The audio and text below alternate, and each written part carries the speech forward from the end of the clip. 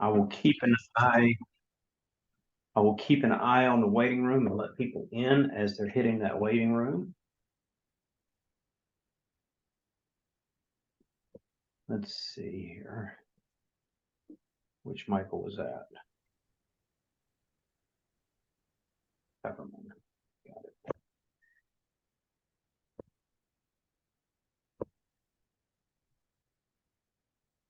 All right. So yesterday evening, a lot of you got paired up with ops coaches and had an opportunity to practice some of the stuff that we went through yesterday. Some of you ran live appointments. I saw where a couple of you landed jobs yesterday. Good stuff there. So I really want to focus in on your time after class. So yesterday evening, something that you picked up that you'd like to share with the rest of the class. Hopefully this gives everybody a chance to learn from what you're learning as well. What is something that either you picked up during your ride along, you picked up in a mock appointment, or you picked up working with one of the ops coaches that you thought was particularly relevant and might help somebody else in the class? And so I'm following the pictures as they are on the screen. Brent, that means that you're up first. Wow. Something different from yesterday after class? Well, something that you picked up. I mean, I think you and Jason ran an appointment together yesterday, right? I did, yeah. Yep. So something that you might have picked up during that appointment, or something that you saw, something different that you think could be helpful for everybody to see. Just the warm-up, creating the opportunity to be more specific when it came to the close. So the warm-up made it such that there was enough information to get to selecting the boards necessary to where there were only a total of 3 boards brought into the house. Just Okay. because of all the information gathered from the warm-up, just narrowed it all the way down to where this is exactly what they're looking for. There you go. All right. And you landed that sale, right? No. No. Oh, so what kept them from buying from you yesterday? The the need to have the electrician come in and do the electrical work before finalizing. They want to finalize the contract on Friday. Okay. Yeah. All right. So what does an electrician have to do with flooring? It's what their plan was. Both were engineers, and they insist on following their plan. Okay. All right. So, I'm not going to argue. I'm not going to argue with their plan, but I know from a flooring sales perspective, yeah, look, you can do the electrical before we do the floors. You can paint the walls before we do the floors. You can, you can do whatever you want to before we do the floors, but that doesn't prevent you from deciding on the floors today. correct. Yeah. All right. Cool. Well, we'll check back in on Friday. Yes.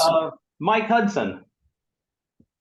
Well, we talked about this. Grant brought up this idea that I didn't know what I was bringing up when I brought it up, but when we got to the page with the Better Business Bureau piece to it, and I just mentioned, I said, look, we're probably not going to be the lowest cost provider, but people who often go with the lowest cost provider have, problems. 80% of them reported having problems getting their job finished. And so he thought that was a good idea to just, mention that you're not here because you're cheap, and you're not going to pick us because we're cheap.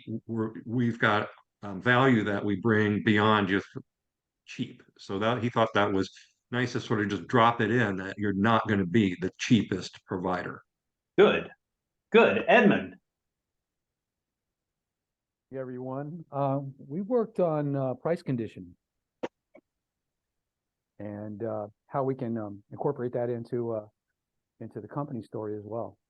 Good. Well, that's where we're starting today. So you're a leg up on everybody. Good stuff. Let's see, Mike Ryan.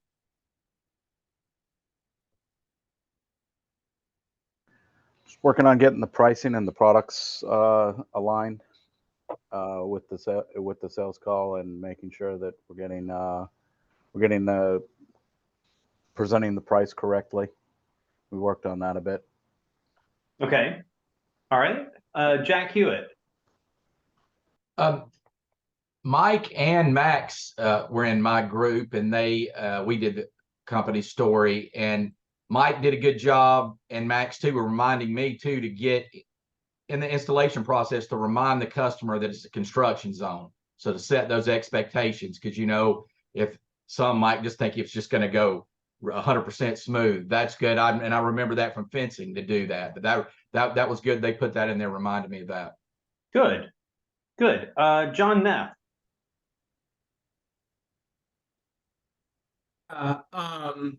The group I was with yesterday, Jeremy did a really good job personalizing the company story and really making it his own. And it was a good reminder of how a unique company story can be not robotic and not even feel like you're giving a presentation, but just talking to the consumer. Fantastic. Good deal. Frank.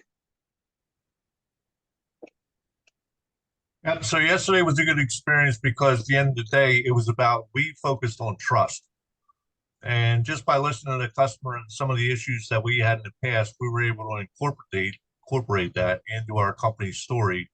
And that made a lot of sense for everybody because it touched them on a personal level, but brought in on the business. So they both merged together pretty well. Good. And you landed that sale, right? Yes, sir. There Not you a go. question about it. Done. That's it. Zach. We went through some warm-ups before we went through the company story, and it was kind of interesting. We went through the same warm-up and how everybody chose different slides to put the Easter eggs from the warm-up into the company story at different places. So Okay. it doesn't have to be the same all the time. Brilliant. Nope, it does not have to be the same. Leslie.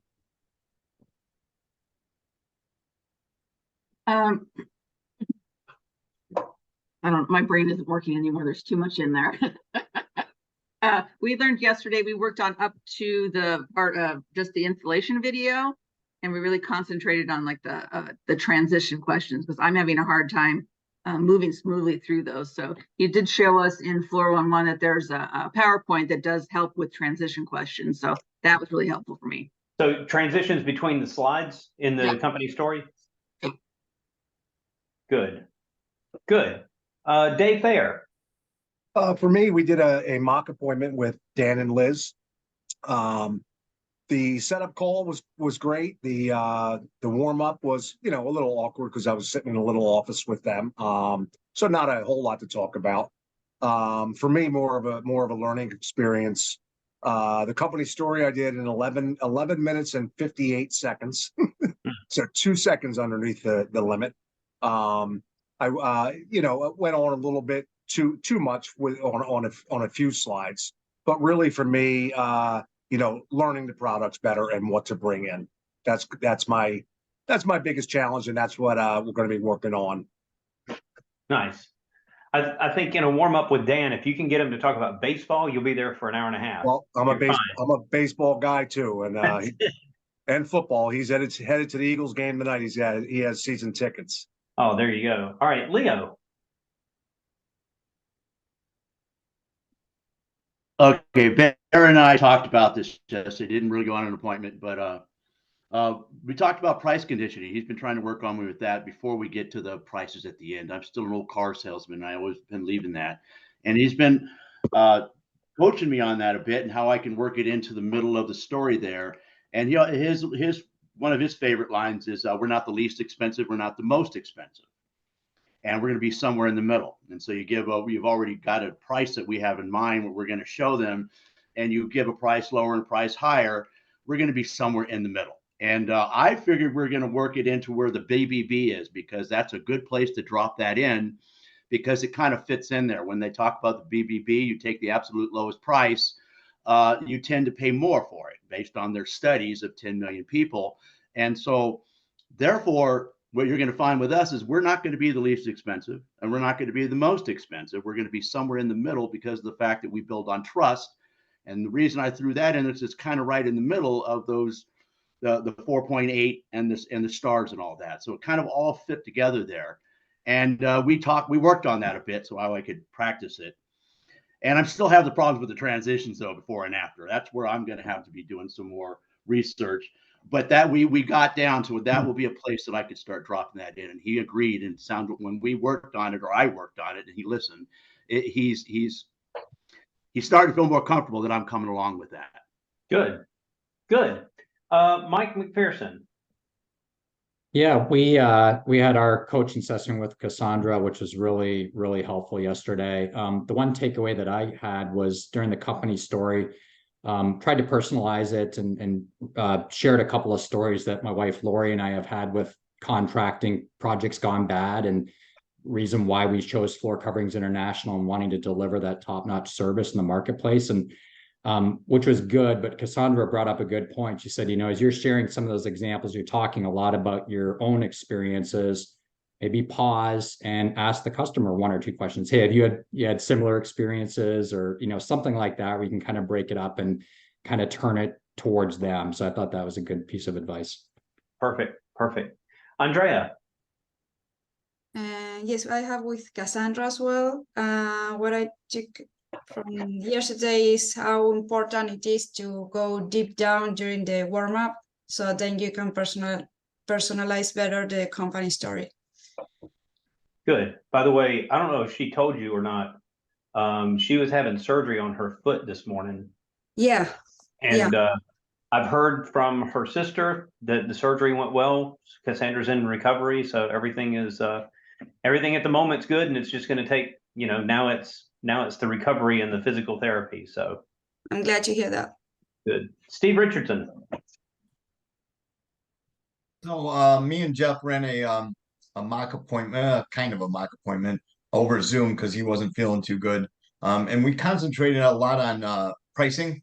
And I had never seen pricing on stairs. So we worked a lot on pricing on stairs, whether they're built out or whether they're using the nose, stair nose. So just worked a lot on pricing stairs and making sure we're not losing money. Good. Elise.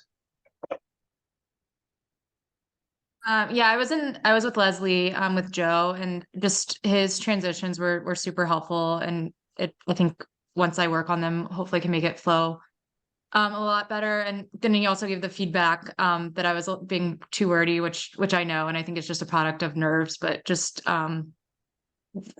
need to practice and cut it down. Perfect. Let's see, Donovan.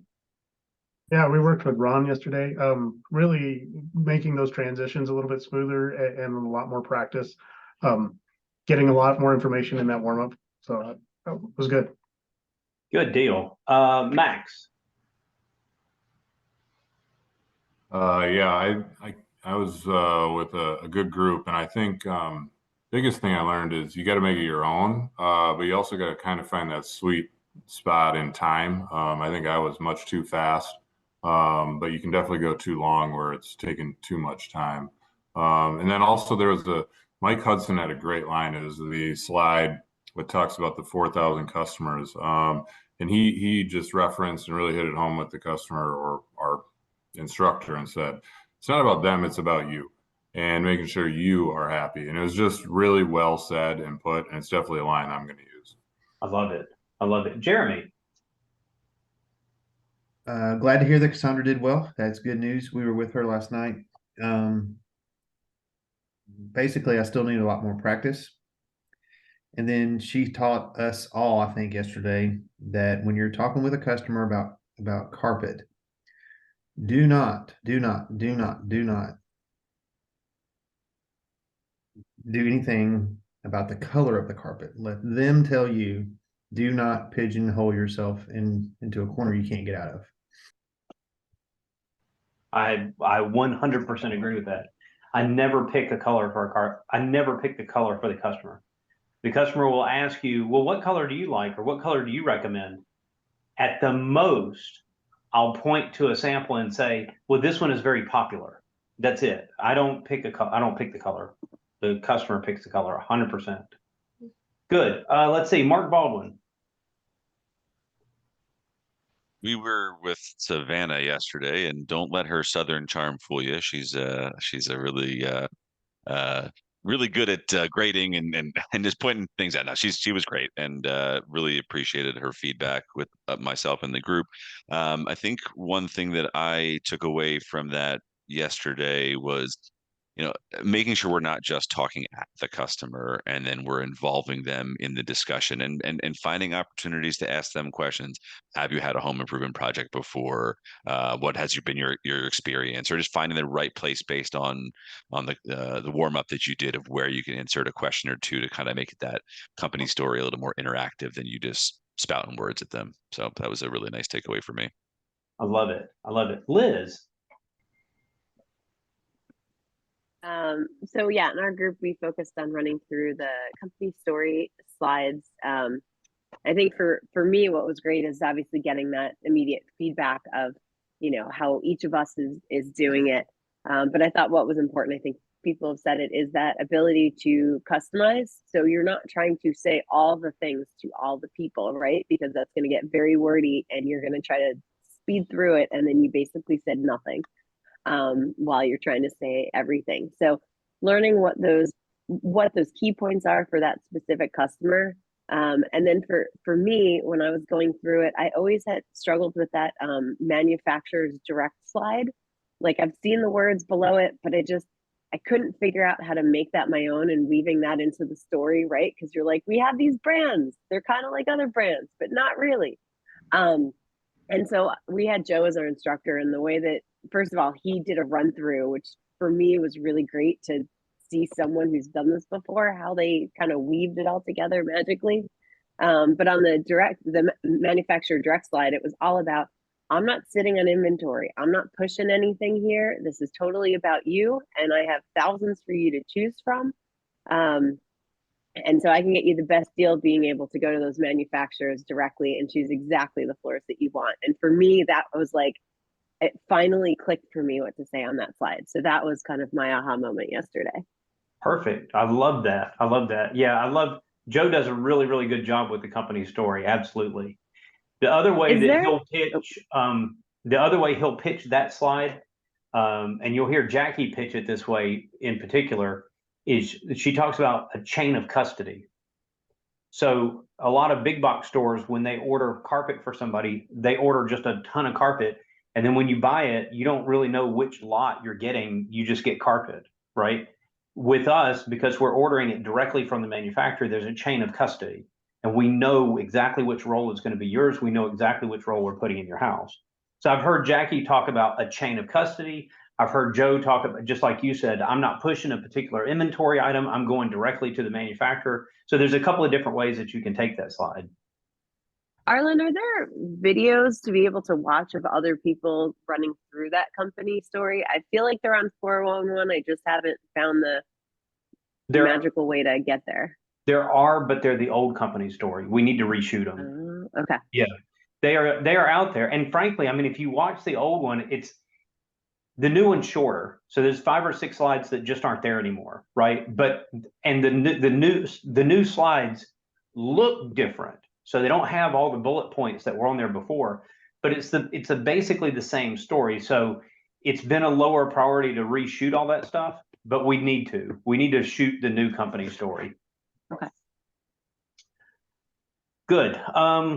Carla. Hi.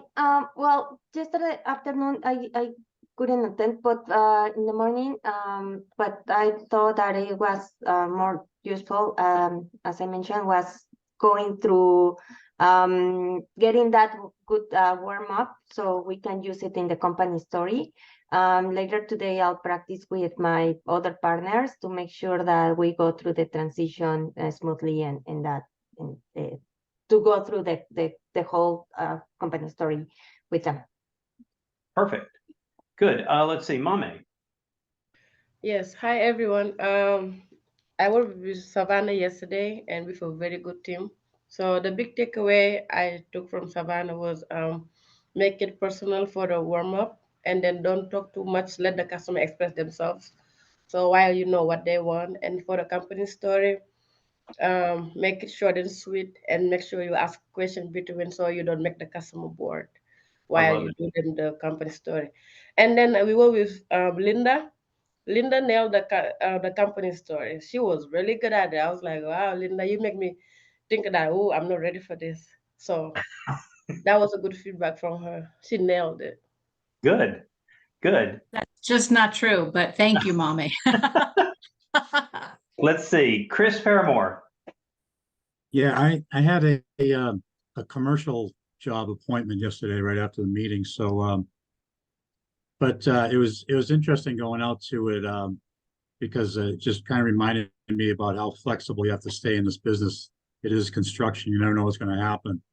So I went out there to this church complex, giant place, and there were two separate buildings that I had to go in and measure and inspect and all that. So went all the way through this first one. There were all kinds of complications and with the spaces and all that. So it took a little while. So I go out of that and I go over to the other building and it's locked up. The guys had already gone home for the day. So that's why I got this on this morning, because I had to go back out there this morning and measure the other building. So anyway, it's been an interesting 24 hours, but it's regarding all this kind of stuff that we're talking about today. It was pretty impersonal yesterday. I didn't really have opportunity to talk about the company story and warm-ups and all that, other than trying to like warm up the contractors that were there to say, hey, we're really good guys, so we're going to be working with you. Yeah, commercial is very different. So this sales system is really focused on residential sales, right? And you're trying to sell a one-call close. You're trying to close the sale the first time you're in the house. And it's not because you have to sell it the first time you're in the house. It just makes it a lot more efficient. And if you have the owners there, there's no reason you can't close it when you're in the home. Commercial is very different because oftentimes with commercial, you're not even talking to the person that's going to make the decision. You're preparing a bid and you're preparing a bid package. And even pricing is very, very different. Not to get too far down this rabbit hole, but like here in Columbia, I paid, and this is going to sound really, really high for some of you. This is going to sound really, really low for some of you. But in the Columbia area, I paid my tile guys between $4.50 and $5 a square foot to lay tile. Okay, if you're in Florida, that feels like it's really high. If you're up in the New England states, it feels like a huge bargain. But here, that's about what it runs. So my tile guys made $4.50 to $5 a square foot. But on commercial, the commercial tile guys around here are only making $1 a square foot. So how low do I have to take my margins in order to be competitive on a commercial bid? Well, that's a problem because if I'm paying my guy $5, I can take my margin to 0 and I'm still not competitive. I have to find a commercial installer that's willing to work for $1 a square foot for me to be competitive there. But I also don't want to take that $1 a square foot guy and put him in a residential home because it's not going to look right. The commercial guys are just not wired to do the level of detail that you have to do in a home. So it's just very different. I'm sure Tim, you and Tim have worked out different installers for commercial versus residential work, but for the rest of the group, it's just commercial. It looks and feels different than residential. Yeah, it's a whole different game for sure. But it really is. But yeah, but this is useful too, like I said, because I took more time, talking with the super that was on the job, and than I normally would have in a lot of situations. So yeah, this has been good. It's toning me down with all my madness. Good. Linda. Yeah, so I was with Savannah, and what I, found most helpful was, I know the story, but I'm just saying it. I'm not really, trying to engage, maybe pause, ask a question. I'm saying too much. I'm saying too many words. I need to abbreviate it, pare it down a little bit, and make it more interactive to some degree. So it's just that, practice, and make sure that you can have it be more of a conversation than feeling like you're throwing up at a customer just what you want to say. Perfect. Michael Pfefferman. Yeah, I'm with Linda. I was literally with Linda in the session yesterday afternoon, and I'm with her on the takeaway. I want to cut down my company story by half. You know, I was at like close to 10 minutes. I want to be at 5 minutes. I think it's doable. I just got to figure out, you know, I think I have to play with it more and just find those nuggets that really feel powerful and just do those, you know? Sure. Yep. All right, let's see. Who have I missed? Bella.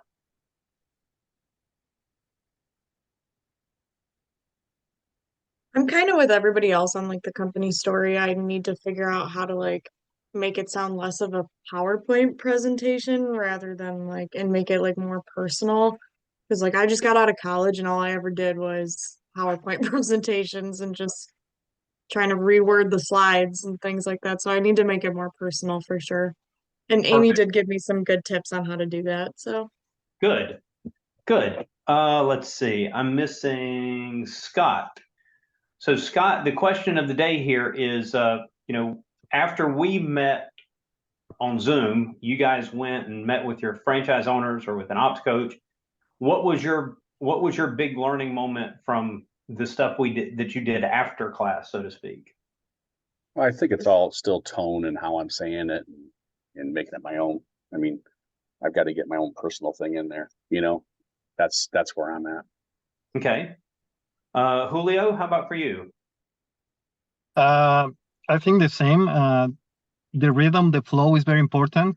I think when we sincerely look at, we have to make eye contact and go through the slide, but with a good rhythm to engage the customer. That for me was very, I think. Good. Yeah. Good. And let's see, how about Jorge?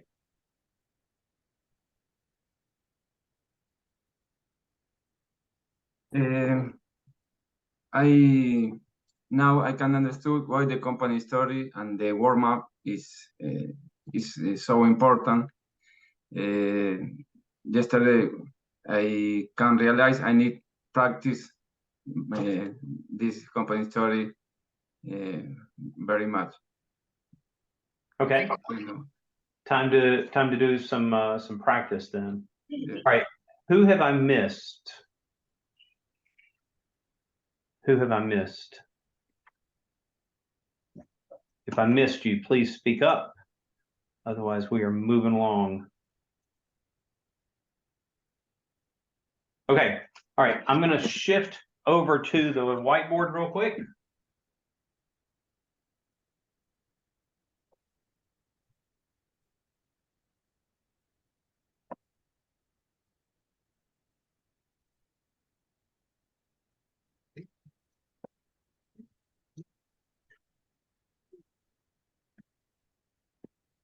All right. When you show a customer a price, when you show your customer the price, what do you think their initial reaction is going to end up being? Holy cow, that's way more than what I thought. Yeah. All right. So generally speaking, well, I don't want to say it. I want to say that, you know, when you get to the close, obviously, if you can get a price objection, then there's something that we can do about that. Okay. So I'm not afraid of a price objection. That's not the point here. But if I can price condition somebody ahead of time so that they feel like when I flip them that price, that, you know what, that price is really not so bad, then I've really done a great job and I've got a much better chance of closing the sale. So I'll give you just a quick example. Fred and Linda Riddle, we ended up doing a big tile project for them.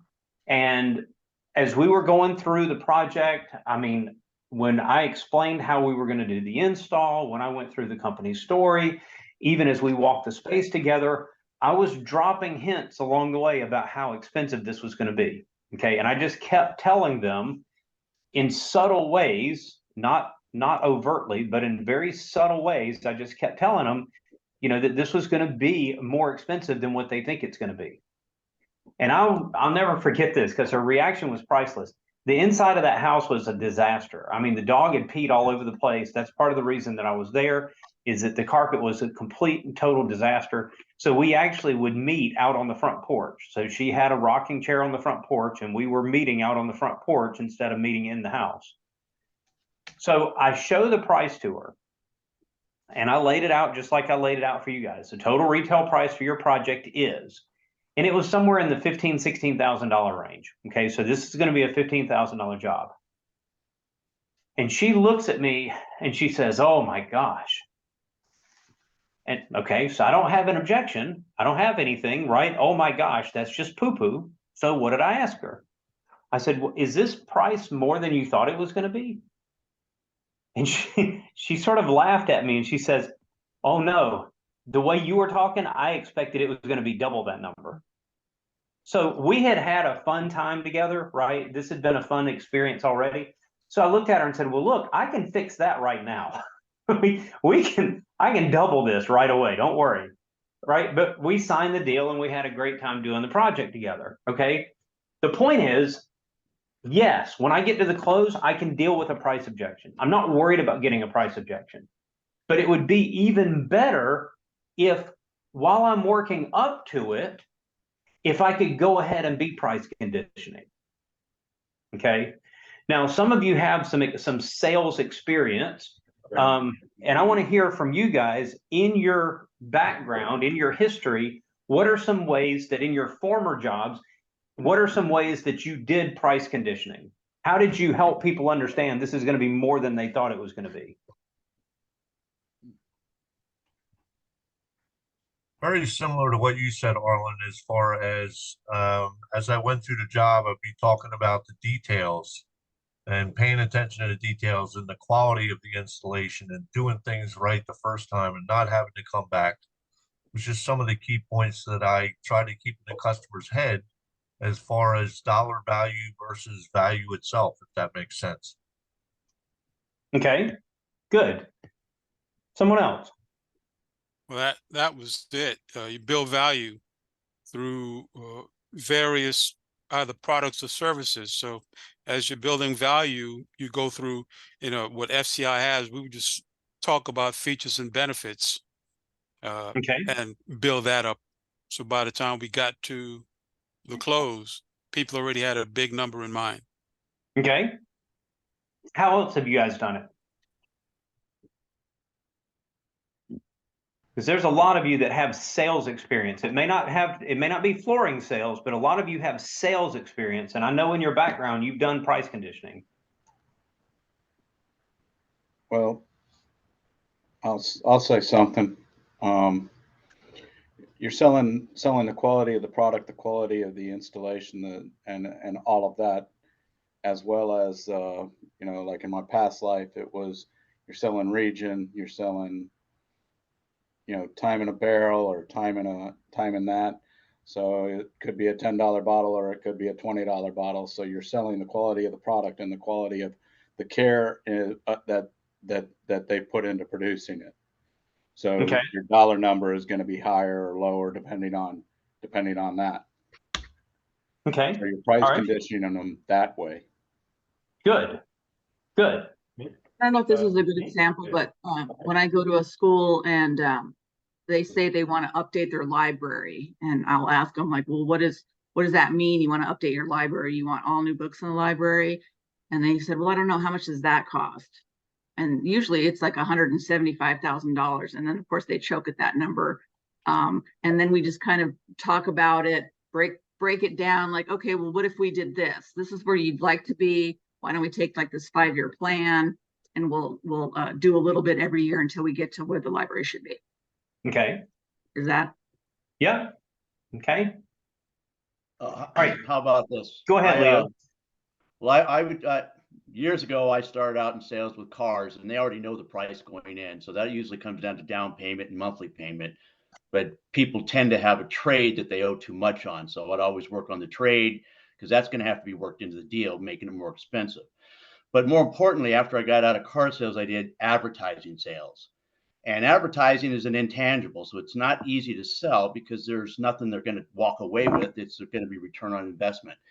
And so what I worked on was the value of having a bigger ad as opposed to a smaller ad. And so, and of course, a bigger ad is a lot more expensive. So I spent most of my time explaining the benefits and features of a bigger ad to get a better return on your investment. And that's, I think, is probably along the line of the same thing of price conditioning, because once they see the prices, I mean, they gasp all of a sudden, but then you've already set the stage that, hey, bigger, better, because if it's a bigger ad, more people are going to see it and pay attention to it than a smaller one. Good. Okay. All right. I'm going to show you a technique. Okay. This is not the only way to do price conditioning. If you go to YouTube and you search sales price conditioning, you'll find, who knows, thousands of techniques that are out there for price conditioning. So this is certainly not the only one. I'm going to show you a way to do it.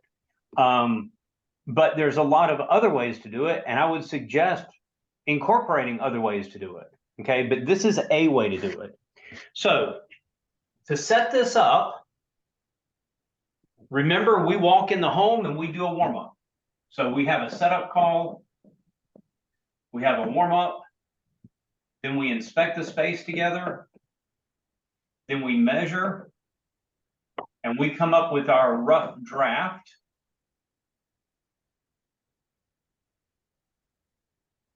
Okay, so we measure and we come up with our rough draft. Then what do? We go out to the van and we pick our products and we come back in and we give the company story. That leads right into the install video before we get to the pre-close and finally the close. When do you know what the price is? Okay, let me back up. You may not know the exact number because you don't have the exact board yet. When do you know roughly what your price is going to be? Pretty close to when I'm done measuring. I'm going to say pretty close to when I'm done measuring, because in the past I had enough experience that I had a pretty good idea of what it cost-wise, as far as cost per foot, cost per yard, whether you're dealing with carpet, laminate, LVP, whatever. Sure. Okay. So you can rely on that experience, or I just rely on the tablet. I know what my cost is going to be when. I know what my cost is going to be right there. Right? And now I don't necessarily know the exact. So maybe I just as a placeholder, I put in a PG3. Great. But I've measured everything.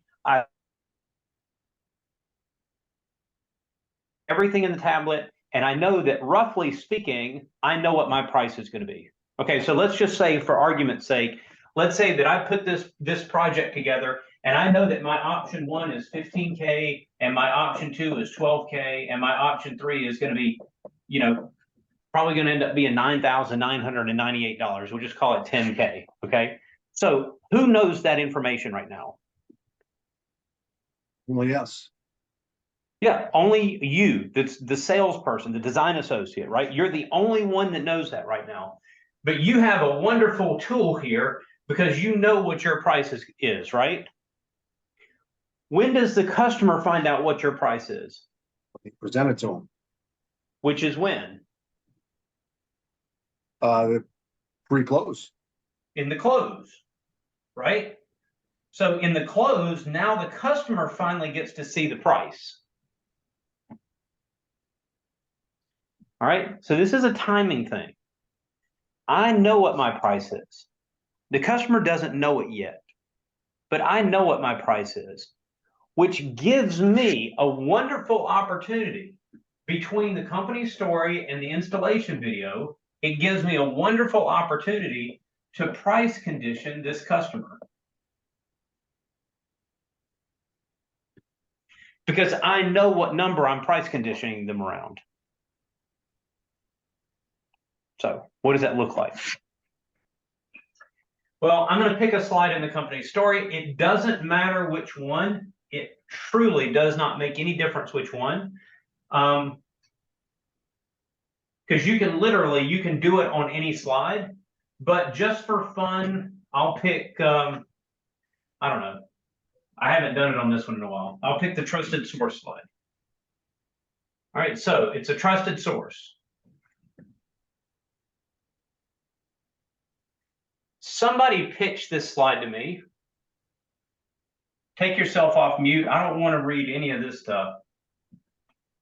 Somebody take yourself off mute and just pitch this slide the way you would normally pitch this slide.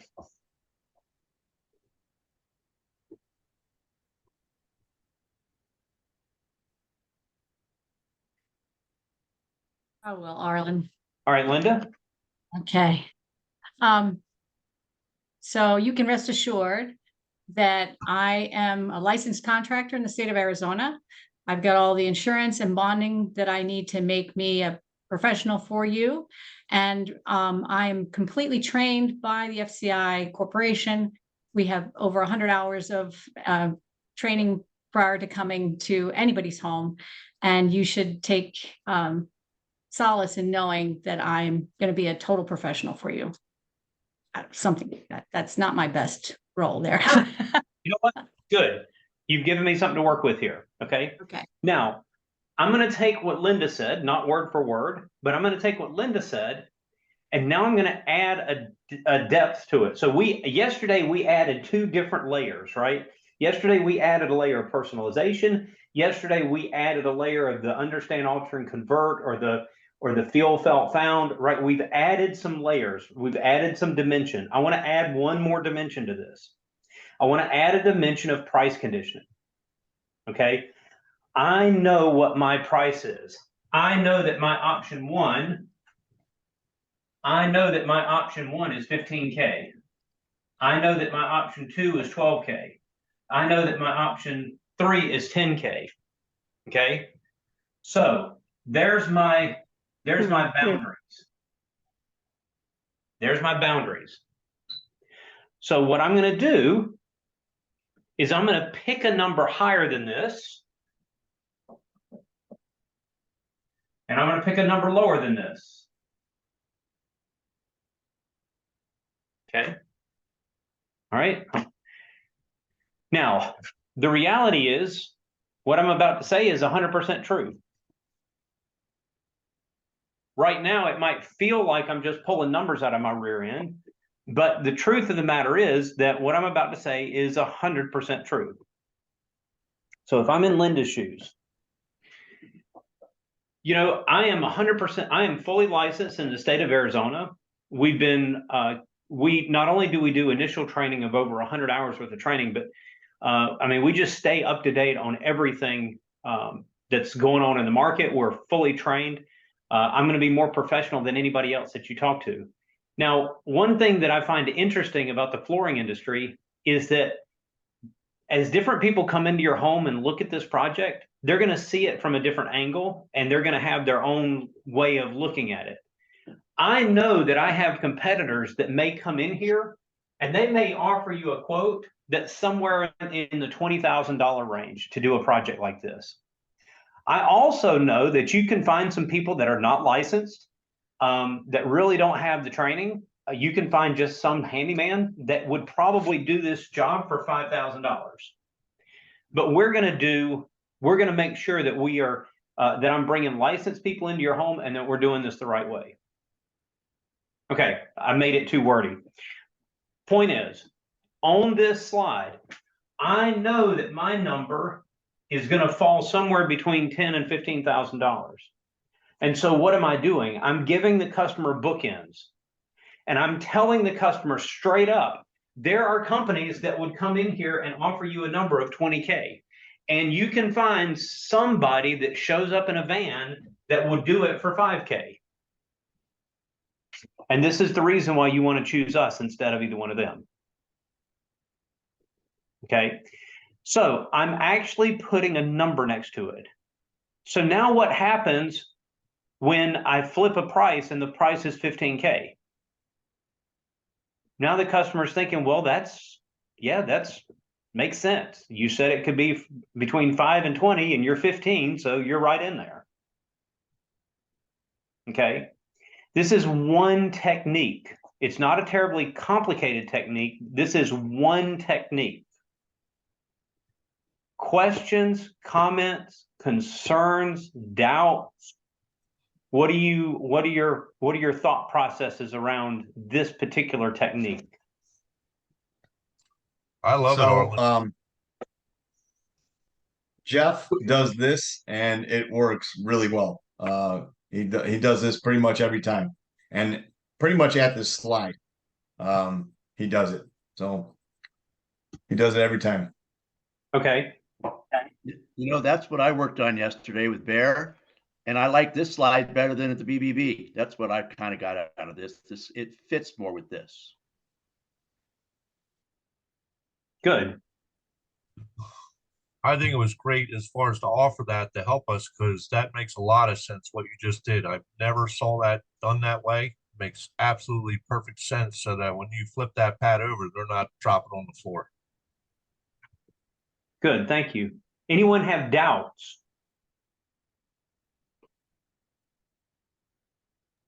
I don't know if it's a doubt as much as like could also stop in the tracks and say, well, then the person like, well, what is my price? And they're going to stop you in the middle of the presentation and try to like get you to give them the price, right? That's the only kind of worry I have with coming up with those numbers there. Good. Yep. So when I say, hey, you could see a price of 20, somebody could give you a price of 5, we're going to be fully licensed. That's where having a great transition to the next slide, right? Because now I'm already into the next slide and I get there before the customer can interrupt me.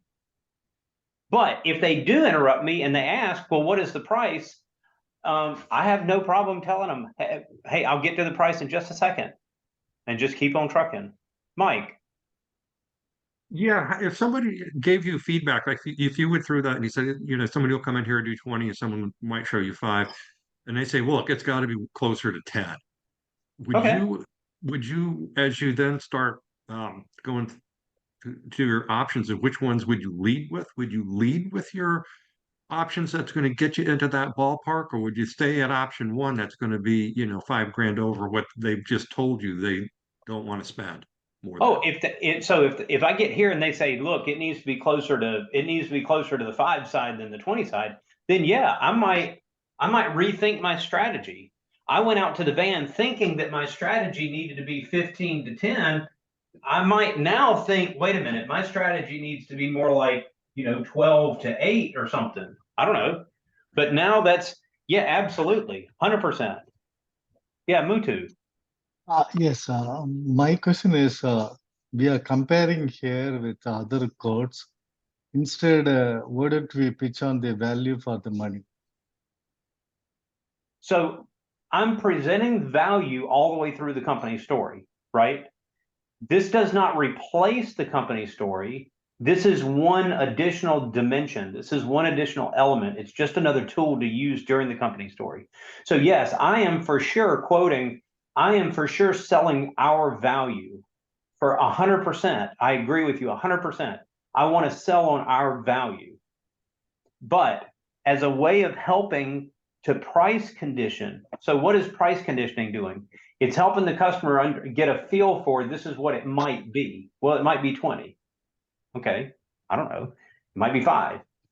There's always somebody that'll do it cheaper. Okay. Now, sometimes I get asked, well, how do you know that there really is somebody out there that'll do it for 20? How do you really know that there's somebody out there for 5? Good question. Even if it didn't come up. You really do need to know what your competitors are doing in the market around you. You really do need to invite some people. And one of the things that you will find is if you're in this 15 to 10, if you're in this zone on your price, there's probably somebody that will have your top number and double it.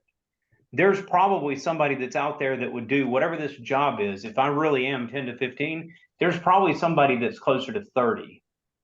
Now, how are they going to get to 30? Well, it's going to be product selection. It's going to be the way they do the job, whatever. I'm not saying that they're wrong. It's just there's somebody out there that may quote at 30.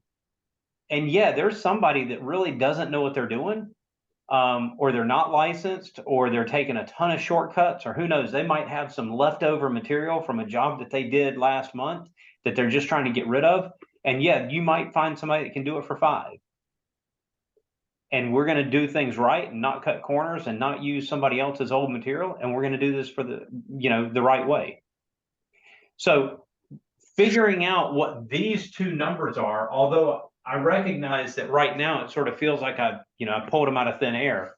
The reality is I've done a lot of secret shopping in this area, and I know that if I'm in the 10 to 15 range, I can just about tell you who the companies are that would come in here at 20. And I know some guys that'll absolutely tear your house up for 5. I know they're out there. And some of them I can give you names because they're installers that I fired.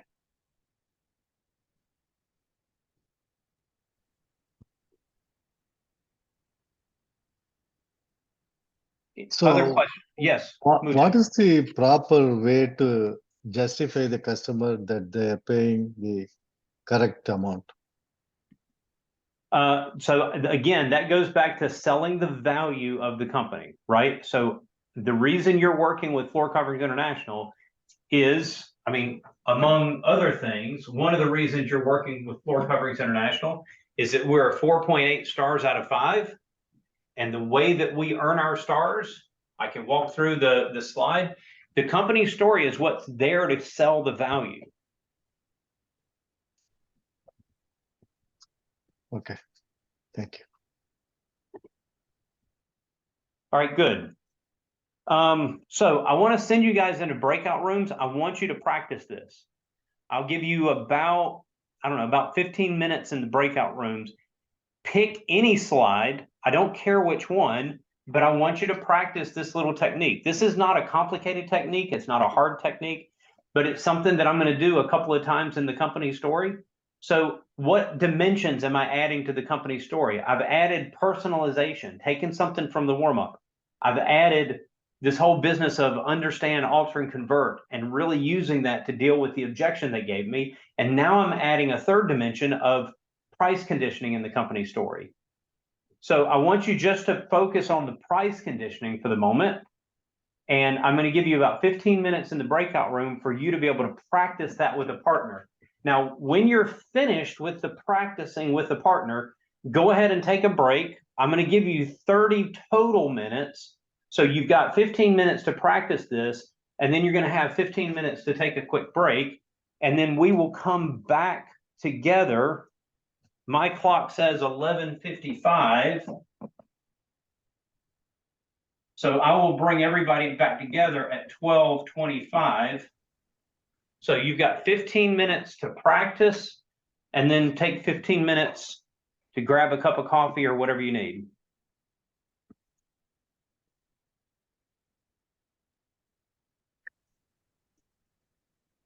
Sorry, my audio cut out and I couldn't hear anything. Like all of a sudden everybody just stopped talking. So what are we doing?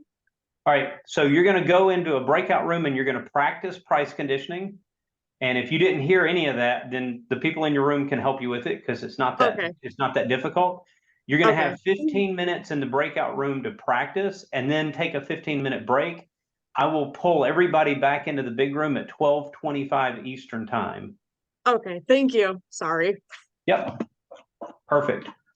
All right, so let's see. Throw my tablet into room 12.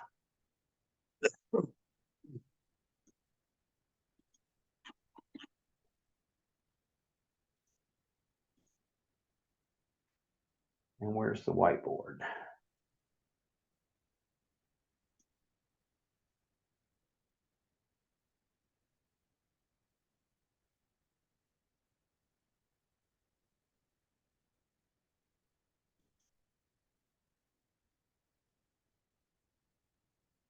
Okay, you guys should be ready to rock and roll. All right. Can I get the light on in here, please, April? Thanks.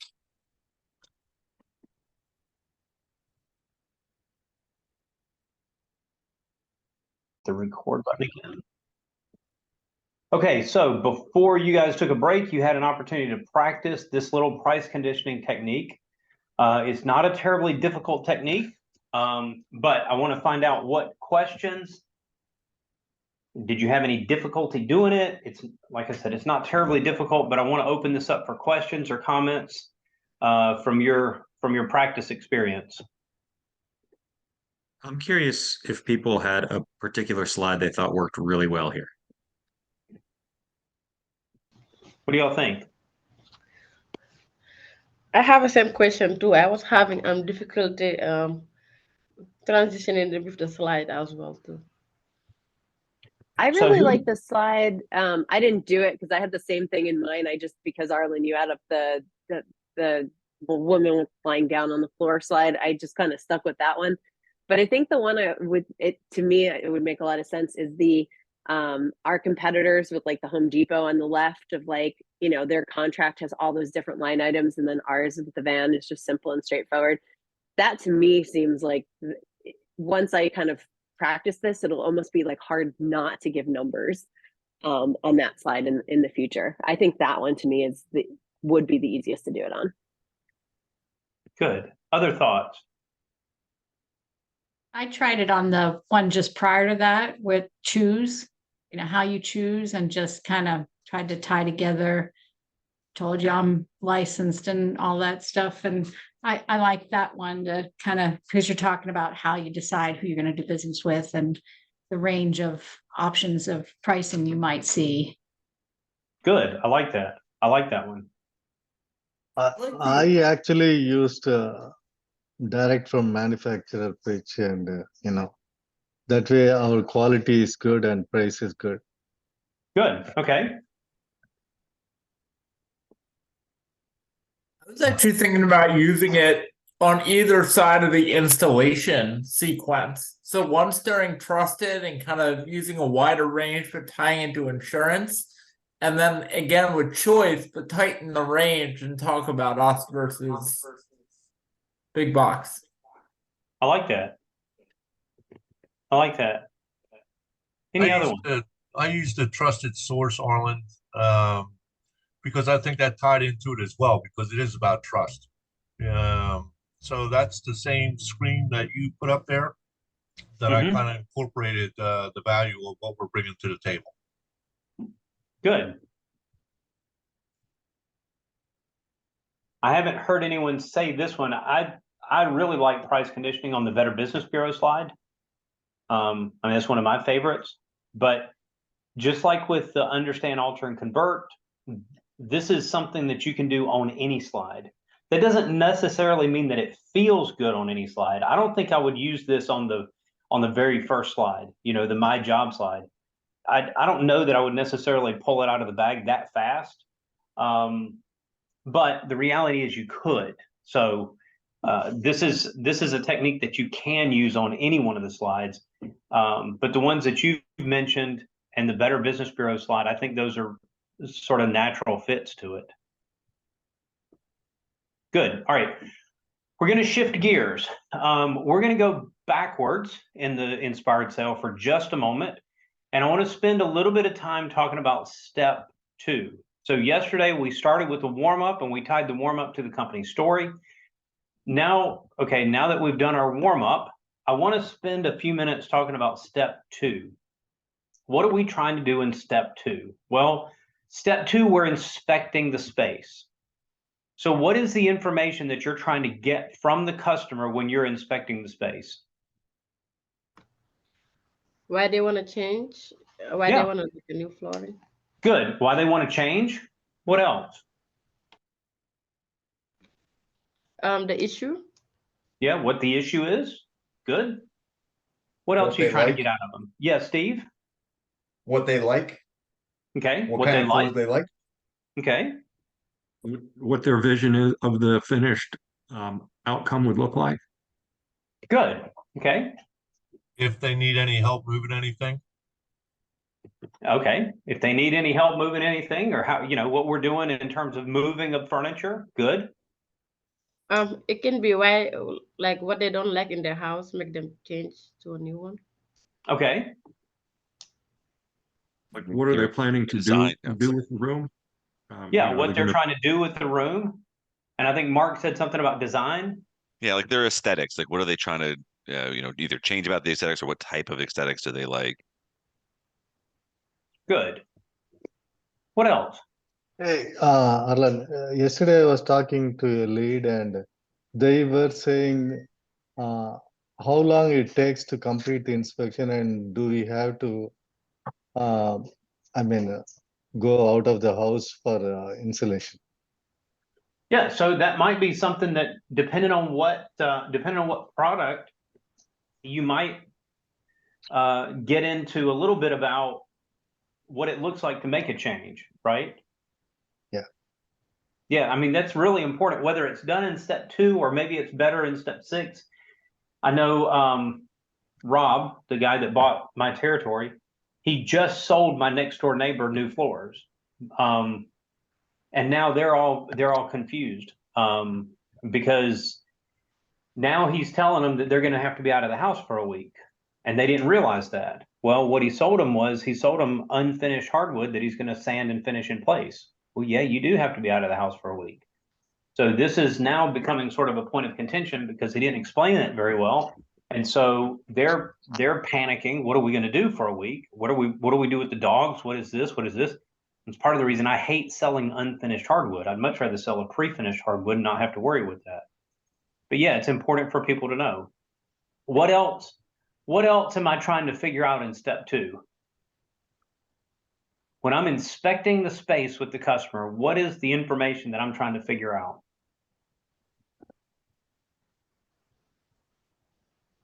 I think you're trying to find their hot buttons. You know? Maybe. Yeah, to some degree, I might be looking at their hot buttons. Okay. You're So looking. Go ahead, Brent. Well, you're trying to create sense of urgency. What can you hit to create a sense of urgency? Okay. All right. So what happens, let me put it this way. What happens right after step 2? Well, step 3, I'm going to measure the space, right? And when I measure the space, I'm going to go out to the van and I'm going to pull products out of the van. So I need to get enough information in step 2 that I can actually go out to the van and pick a product that meets what this customer needs. Oh, what the customer are looking for? Yeah, what they're looking for, right? If I ask really good questions as we're walking the space together, if I ask really good questions about what they want their new floor to look like, then I have a real good chance of picking a floor from the van that they're going to like. If I don't ask any questions about what they want their new floor to look like, I have no shot of getting this right. Now, it's okay if I don't get it right. It's okay because I can go back out. You know, when I go to present product, they're going to tell me it's not right and I can go back out and fix it. But it sure would be a lot better if I can get good information up front.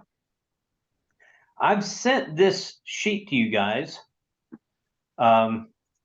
Actually many times. I've sent this sheet to you guys many times. These are not like required questions or anything. This is just a little helpful hint. Okay, you can use it, not use it, whatever you want to do. Feel free to change it. Feel free to make your own. But this is a step 2 question sheet that allows me to ask some questions about their floor. So the first question that's listed, and by the way, I would actually just have this printed out and put on a clipboard. Or if you want to do it digitally, pull it into your tablet somehow and do it digitally, that's fine. But I would actually take notes on this. So my first question, what is it that you're looking to accomplish? What is this question designed to do? What is that? What am I trying to get at with that question? You're trying to find out what the customer's vision is for the end result. Yeah, this is a vision question, right? This is a big picture vision question. It might be that the customer has a bedroom that they're converting into an office. It might be that it's an office they're converting back into a bedroom. Who knows? It might be that they're turning their living room into a media room or whatever. This question is intended to give you sort of the big picture of what they're wanting to do. Now, they may talk about paint, they may talk about wall coverings, they may talk about all kinds of different things. You're trying to get an image in your mind of what it is that they're seeing in their mind. All right, question number 2. What is it about your existing flooring that makes you want to replace it? What is this question trying to do? Know the issue? Yeah, it's help me understand what the issue is, right? Help me understand what the hot buttons are. What is it about this floor that you don't like? Okay. I know this step is focused on getting us to get them to own the problem too. Is this one of those questions that gets them to own the problem? Absolutely. Yep, absolutely. All right, so question 3, let's say that they have carpet and they want hardwood. Well, what is it about hardwood that makes you want it instead of carpet? Now, if they're doing carpet for carpet, you're probably not going to ask this question. But if they're switching product types, what is it about insert the new flooring type that makes you want it instead of insert the old flooring type? What is this question trying to get at? What does this help you with?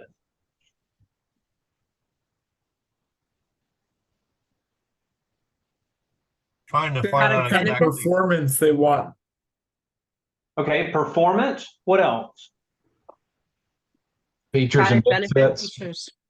Yeah, so maybe what features I'm looking for. Okay. Tell you the nice thing about this question, what is it about hardwood that makes you want it instead of carpet? The nice thing about this question is it will help uncover misconceptions that the customer might have. So oftentimes a customer knows what? They know what the latest commercial was on TV. Well, how much truth is there in advertising? A little bit, but not everything. Or they saw something on the internet. Well, you know, if it was on the internet, it had to be true, right? So the reality is that people get misinformation all the time. So somebody says, you say to somebody, well, what is it about laminate that makes you want it instead of hardwood? Oh, well, laminate's waterproof. You're like, well, I mean, there's some that have some waterproof characteristics, but not everything. I mean, so all of a sudden you're like, okay, I understand what it is that there's some education that we're going to have to do. Okay. All right. Question number 4. When the project is complete, it's all cleaned up, the furniture is back in place, what does it look like to you? What is this question doing? Determine what their expectations are as far as final installation, if that makes sense. Yeah, sure. This is another vision type question, right? All right, now number 5 is very carefully worded. There's some stuff that's left out of this question on purpose. Are you considering any other spaces or projects in the near future? What am I trying to do with this one? Build it. No more. Yeah, okay. Build more, right?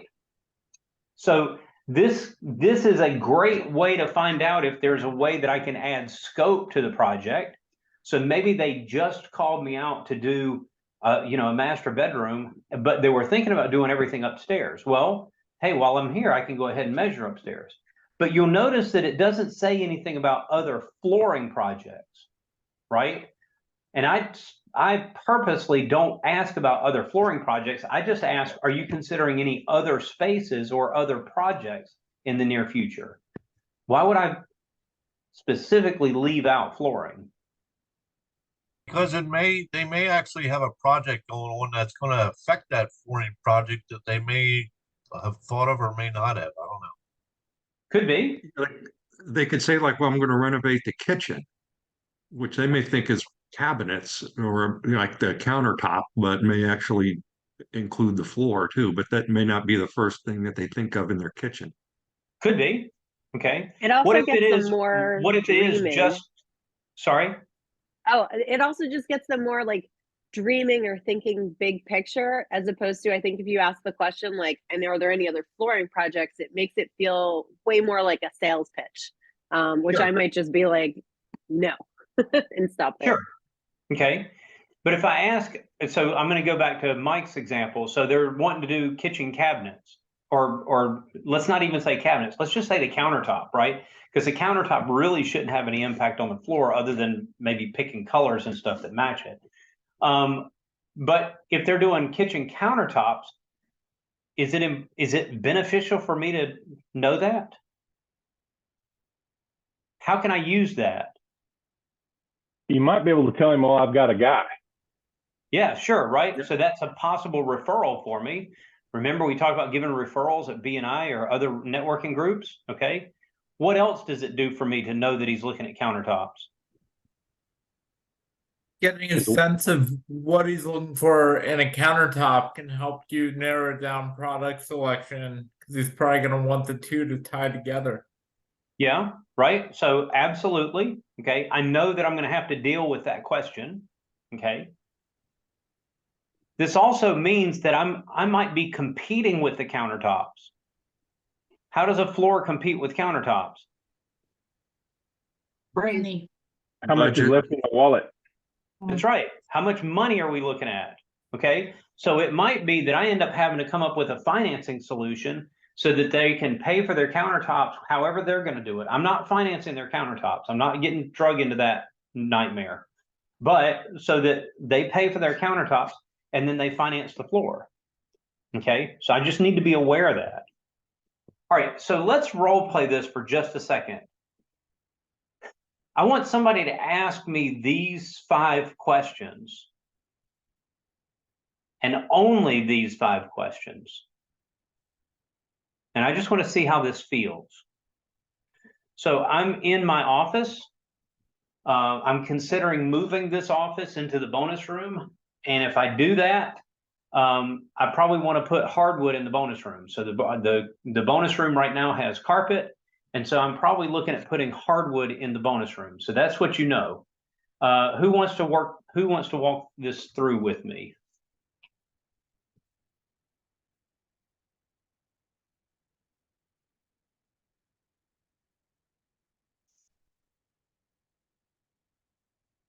All right, I want to see I will. Andrea. Let's go, Andrea.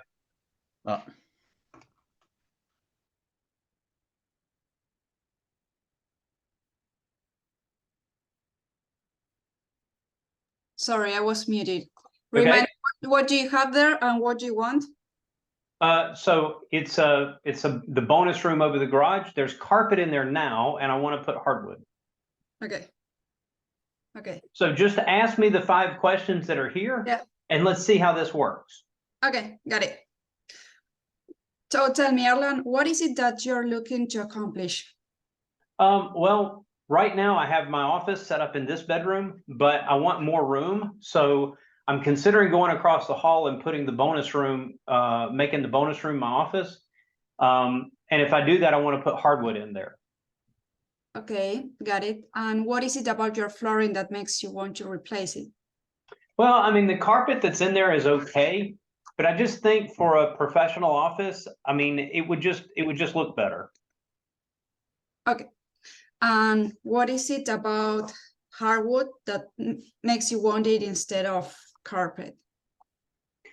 Oh, good question. I just, I don't get a lot of, I'm working from home. I don't get a lot of people that come into my office, but occasionally I do. And when they come into the office, I want it to feel more like an office, and just having a regular carpet to me doesn't feel that way. So I really want to have a hardwood, just because I want it to look more professional. Mm-hmm. And when the project is complete, clean up and all the furniture is back in place, what does it look like to you? Oh, let's see. So I'm going to have the desk down at that end, and then that way I get some natural light coming in. And then I'm going to have the electronic board right behind me. And then I'm going to have a second desk over here to the side where I can have, different sample boards and that sort of thing set up. I mean, in terms of the floor, just a nice clean hardwood floor. Okay. And are you considering any other spaces or projects in the near future? I mean, I don't know if this is something that you guys do or not, but we're looking at maybe painting the upstairs too. Mm-hmm. Okay. Okay. All right. Do you have any idea what you're going to go pull out of the bank? Some hardwood for sure, and maybe LVT, because actually what you really want is a hard surface, not a Okay. surface. Yeah. All right. So when you go to the van and you look at hardwood, Yes. what boards are you going to pull out? What do I want? What do I want this to look like?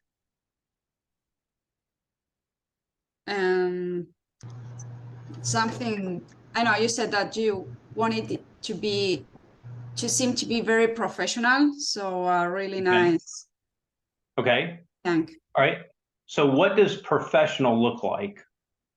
For me, expensive. Great. Okay. All right. So here's my point. if you only stick to these 5 questions, you're not going to have a clue what to pull out of the van. Mm-hmm. I mean, do I want a wide board or a narrow board? Do I want something that's shiny or something that's not shiny? Do I want something that's light colored or dark colored, right? I told you I want it to look professional, but that doesn't really tell you what I want it to look like, right? So that's why I'm saying this is a great place to start, but this is not where you're going to finish. Of course. You've got to be able to ask more questions. Now, I set you up for failure. I apologize for that. But I set you up because I want, if all you do is just read these questions, it's not enough. Okay. I want to know what you want your floor to feel like. I want to know, what do you want your new floor to look like? How do you want your new floor to last? Now, then down here at the bottom, there's some, if this is helpful to you, use it. If it's not, that's okay. But these are some technical details. What is the current floor? How was it installed? What is the subfloor type? Okay, if that helps you, circle those. If it doesn't help you, it doesn't matter. Use this sheet or don't use this sheet. But I want to dive into what are some of the questions that we can ask so that when I walk to the van, I actually have a decent shot of pulling something out of the van that looks like what I want it to look like. So I'm going to shift to the whiteboard, and while I do, I'm going to get Liz's question. I'm just, this might be just thinking ahead, but for the customer that either doesn't know what they want or doesn't know how to verbalize it, I'm trying to figure out how to do that. Not making 15 trips to the van. Would you make sure to pick one of the hardwood boards that maybe has like 10 different colors on one board so that you have a lot for that customer to react to? Or would you go around their house and kind of look at, like, you know, give me examples of what you like and don't like in your floor, the other rooms right now? Sure. How would you like suss out the like look and feel from someone who doesn't really offer it up? Good. So that's exactly where we're headed next. Thank you for that. You're welcome. That's exactly where we're headed next, right? But I mean, all of that's fair play. I don't want to bring in 15 boards. Why do I not want to bring in 15 boards? It doesn't have anything to do with me not wanting a workout. It's because the more boards I bring in, the more confusing it is for the customer, right? So if I bring in 15 boards, they're not going to be able to make a decision. There's no way. Okay, so I need to be able to ask really good questions now so that I can pull a limited selection out of the van, okay? So let's pick hardwood to start with.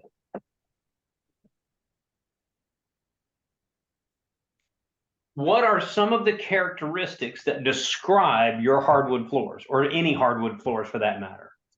In other words, if I'm talking to the customer, like, are they looking for a wide plank or narrow planks?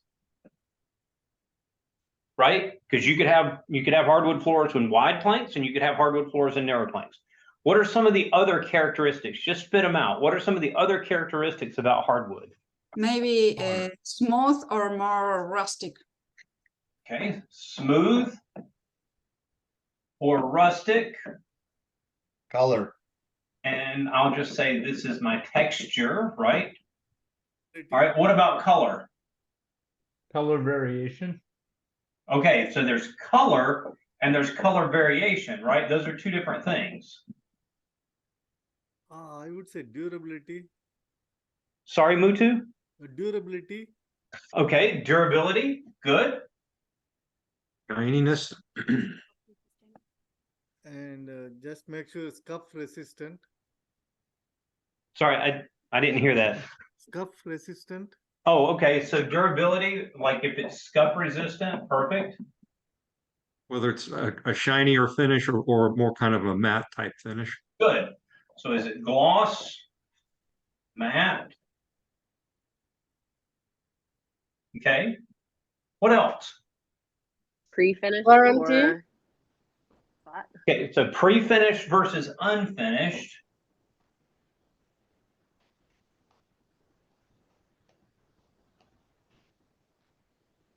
Warranty, which is going to talk to the durability. By the way, on the pre-finished versus unfinished, if you really like your customer, you'll never sell them an unfinished floor and then go in and sand it. My gosh, what a nightmare that is. What else? Bevel. Oh, good. So if it's pre-finished, there's going to be a bevel, right? And so now we're looking at, is it a big bevel? Is it a little bevel? Okay. What are some of the other characteristics that I'm looking for in a hardwood floor? Depending on the room it's going in, water resistance or sometimes waterproof, depending on the product. Okay. Yeah, I was actually going to think like the underlayment because you were mentioning in the last example, the bonus room. And I know I have this problem of like air escaping from the garage. So if there's any sort of like underlayment that helps with temperature. Good. Okay, we could get into the underlayment. Or sound. Right? And that could be for insulation or it could be for sound. Okay, good. All right. What else? You get into engineered versus solid, or is that a Okay. different conversation? All right. So this is an interesting question, engineered versus solid. This is an interesting question. If I walk into a home and it has a concrete slab, are we going to talk about solid hardwood at all? No. Okay. So then there's not a decision to be made. The decision's already made. we're not going to touch a solid hardwood floor, right? So in a lot of cases, you, the design associate, have already ruled out something that they can't use anyway. So there's no sense in even talking about those boards. If you're in a home where, hey, it's got a plywood subfloor, we could absolutely do a solid hardwood. I'm going to sort of defer to what it is that the customer is wanting it to look and feel like rather than whether it's engineered or solid. And part of the reason that I'm going to do that is because you'll find in the van and you'll find in the market that there's not that many solid hardwoods left on the market. I mean, all the pre-finished boards out there are going to engineered. So I'm going to be able to solve the customer's look and feel and durability questions a lot easier with an engineered hardwood than I will with a solid hardwood. So, Now, Arlen, yes, Leo. if in there somewhere, I was thinking, are you looking for a hardwood floor? I mean, not hardwood. Are you looking for just a hard surface, not necessarily wood? Meaning that LVP might be appropriate. Would that be appropriate? Yep, it's what I call a wood look, right? So not necessarily hardwood, but it's a wood look. Good. Okay. All right. If you had all of this information, all right. So if Andrea had asked me, do you want a wide plank or a narrow plank? Well, I want a wide plank. Do you want it to be smooth or rustic, textured? And I said, I want some texture on it. What about color? And I told her, well, I want sort of a natural brown. And we talked about durability. And I said, well, the durability, I've got this, I stand up a lot during the day, but I've also got this chair that I roll around. So yeah, we need to have some of that. And I'm more interested in a matte finish, pre-finished. And the bevel, I'm not that concerned, but I don't want a really, really deep bevel. So we're going to go with just sort of a natural bevel here. And water resistant, that doesn't really bother me. But yes, an underlayment would be really nice because it's going to be over the garage. All right. Now, if she's asked me 20 questions and gotten all these answers, is she going to be able to find this product in the van? Will be much easier. I have a related question. Well, this answer might surprise you. You probably will not find it in the van because now you have too many details. So here's the problem. This is where step 2 is also a matter of practice. You need to ask enough questions that you can get down to 3 or 4 boards that solve the problem, and that's enough. Because you might have a customer that says, I want a board that's exactly 6 3/8 of an inch wide. I want it to be waterproof. I want it to be gray in color. I want to have a medium bevel. I want this, I want this, I want this. And you get out to the van and realize Well, the only gray I have is in a 5-inch wide board and it's got a deeper bevel. And now you're stuck because you can't solve what the customer is looking for. So you have to be careful not to ask too many questions. I want to ask enough questions so that I can get in the ballpark. I don't want to ask so many questions that I'm pigeonholing myself into something that I can't actually do. Mutu. Yeah, so my question is, deeper bevel is problem with water or? No, it's just a matter of look. So you know what the bevel is, right? When you put the two boards side by side, right? It's this space in between here. And for some boards, it's a deep bevel, and for some boards, it's just a little tiny bevel. Okay. It's not a water thing as much as it is, it's where the boards have been machined so that you don't feel a sharp point at the end, at the top. Okay. So if there is a scratch proof in the hardwood floor, Sorry, I didn't hear that. there is any scratch proof there is in the hardwood floor? Yeah, so there is a scuff resist, right? There is a feature called scuff resist on some of the hardwood boards. Okay. Okay.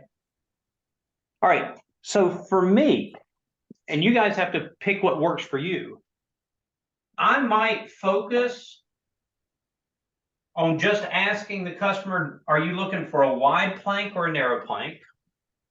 Are you looking for something that's smooth or textured? And generally speaking, what color are you looking for? And that might be all I ask. Because the rest of it, great. That if I ask those 3 questions, if I get the answers to those 3 questions, and by the way, when I ask for the plank size, wide or narrow, I don't ask for a number. So is wide 7 inches wide? Is it 5 inches wide? You know what? Wide, narrow, good enough. Because I don't want to get pigeonholed into something I can't find. Does that make sense? Hey, Arlen, to the point of, observing other flooring within the house. So let's say someone has, a narrow white oak in their main level and they're doing the upstairs.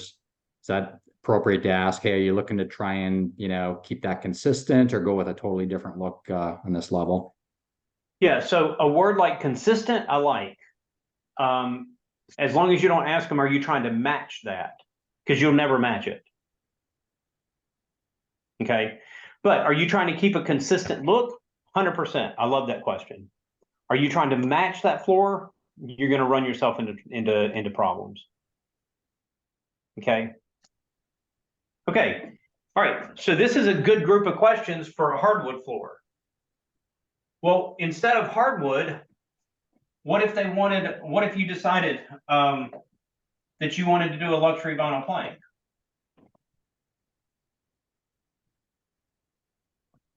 What kind of questions do you want to ask around a luxury vinyl plank? I think the A same. lot of those same questions. Yeah. It's basically the same set of questions, right? Is it resilient?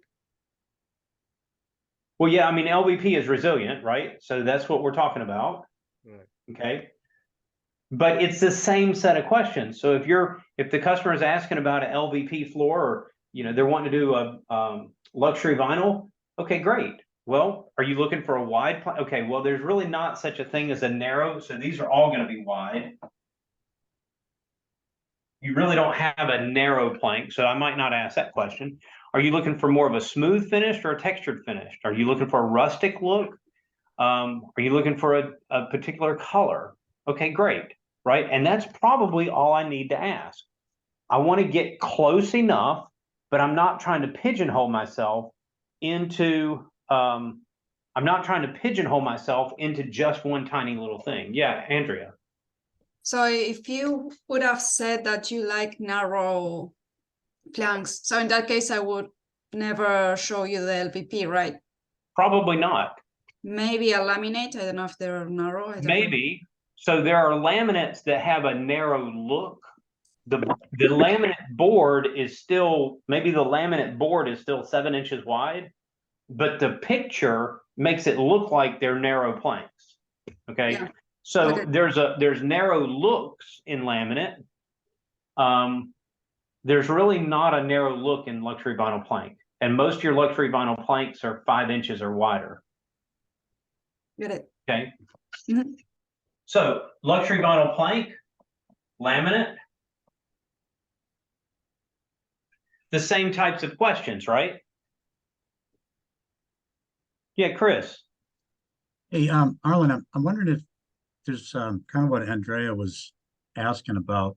Is there a preliminary set of questions that, you know, that we want to talk about first with them? Because I get a lot of people that's when I walk in, they say, "Oh, well, I'm looking for some laminate," and that immediately makes me want to say, "Well, wait a minute. Do you understand laminate, or do you want just a hard surface looking wood, or is that something where we want to go first?" So my first question might be, what is it about laminate that makes you want it instead of whatever's on the floor, right? But one thing to be careful about in step 2, this is not the time to sell. This is the time to get information, right? So it's tempting when somebody says, I want laminate, and they say, and you ask them, well, what is it about laminate that makes you want it instead of the carpet that's here? Oh, well, I heard that laminate's waterproof. And then all of a sudden you go on a 10-minute education series about how laminate's not waterproof and okay, blah, blah, blah. Great, but not the right time to do it. Because this is the time for the customer to be giving me information. It's not the time for me to be selling anything. Okay. But the customer says, I want laminate because it does X, Y, and Z. And if it really doesn't do that, well, then that's a good thing for me to understand. And it's a good thing for me to later be able to explain to them. When is later? Step 6, when you're presenting product. Okay. All right. What about carpet?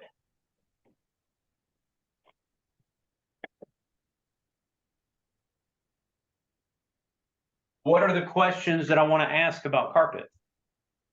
Color. Okay, color for sure. Texture. The fit. Sorry, Andrea, what was that? Texture. Texture, good. Okay, so are you looking for something that's, well, go ahead. I'll save my commentary. Durability and cleanability.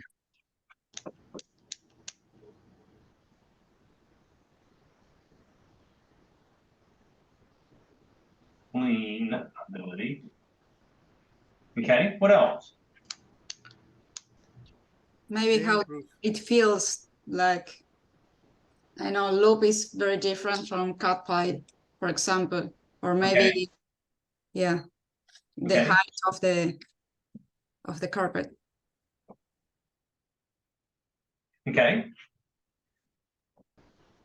Solid versus flex. Stain proof.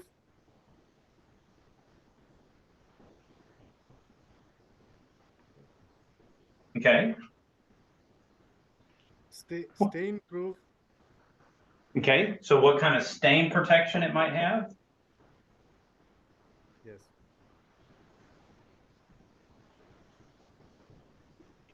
Okay, what else? Soft back and the wrinkles. Okay, so the softback is a feature, right? So am I going to ask the customer, do you want softback?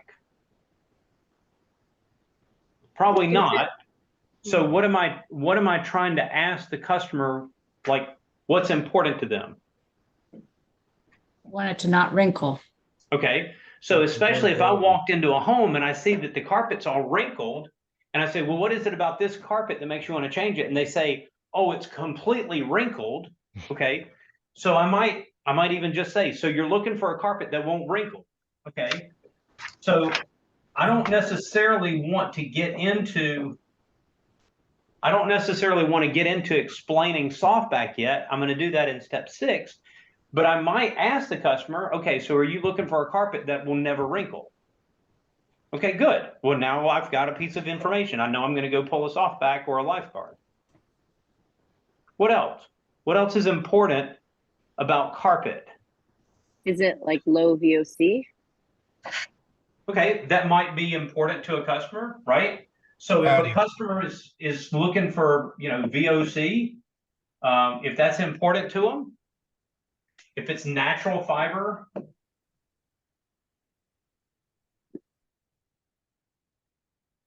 padding.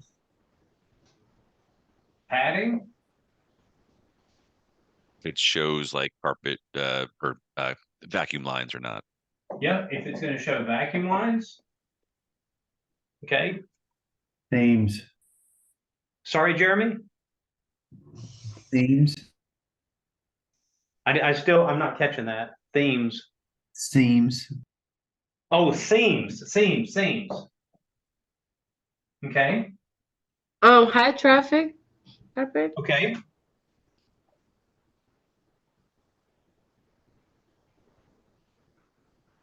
All right. What else? Any pattern? Oh, good. So if they're looking for a pattern, okay. So Arlen, how would you ask a question around, so you see a dog or something running around in there and you're thinking, well, they probably want something that's going to be waterproof as well on the back, and like the lifeguard, but would you ask, you can't ask, does the dog actually pee in the house or not? But you would, but if you suspect that, I mean, is there a polite way to elicit that information? So I might ask the question, are you looking for something that's stain resistant? Okay. And let them tell me that, right? Okay. What else? What other questions might be interesting for carpet? Maybe waterproof or loop. Okay. Again, so now we're going to get back into, you know, so waterproof or pet proof, right? Okay. All right, now, what types of cleaning products you can use on? I know cleanability is one thing, but like the actual cleaning products themselves. Okay. All right. So just like before, am I gonna hit the customer with 20 questions around their carpet? No. Probably not. Yeah, I'm not gonna ask all these questions. This is a lot of questions that I've got in my back pocket. What do I really need to know? Well, I really need to know kind of what texture they're looking for. I really need to know if they're looking for a solid versus a fleck versus a pattern. Okay, I really need to know that. I don't really even need to know about color, although oftentimes a customer is going to volunteer the color, but I don't necessarily even need to know that, because when I bring the boards in, I know that every carpet board has, shoot, some of them have 30 different colors on them. So I'm not that worried about getting the right color just yet. I'm looking at getting the right product. Now, I will tell you that for me personally, I'm trying to get the right product and I'm not worried about color yet. If you talk to another franchisee or you talk to another ops coach, they may tell you that their personal preference is to get the color first. There's not a right or wrong here. Okay. I have a strategy when it comes to picking product, and my strategy is I want to get the thing right and then we can figure the color out. Other people want to get the color right, and then if it fits the thing, it fits it. If not, then they go back again. Okay, that's fine. So you've got to figure out what method works right for you. Okay. For me, I'm going to figure out what texture they're looking for. I'm going to figure out if they're looking for a solid or a fleck or a pattern. And then if there's specific features that I know are going to be important to the customer, like, are you looking for something that's pet proof? Or are you looking for something that's not going to wrinkle? Are you looking for something that's stain proof? If those are things that are going to be really important, then I know that there are certain features that I'm going to try to target. But again, there's not one way. This is 100%. You've got to figure out what works best for you. My personal bias, I tend to focus on the features and then the color. Other people will focus on the color and then the features. It does not matter one way or the other. You have to figure out what works best for you.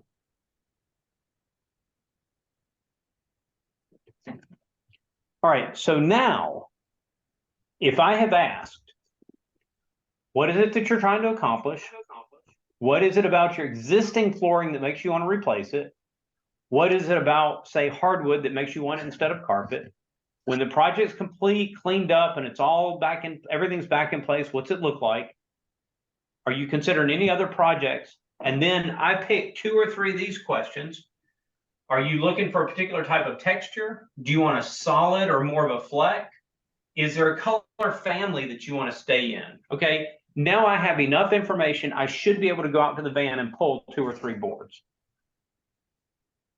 I'm not trying to get it down to 1 board, but I should be able to go out and get 3, 4 boards. What if you get the wrong boards? What if you come back and the 4 boards that you pick, the customer hates everything on them? Go back and get 4 more. Go get 4 more boards. That's why the van is parked out there, right? It's not a big deal, okay?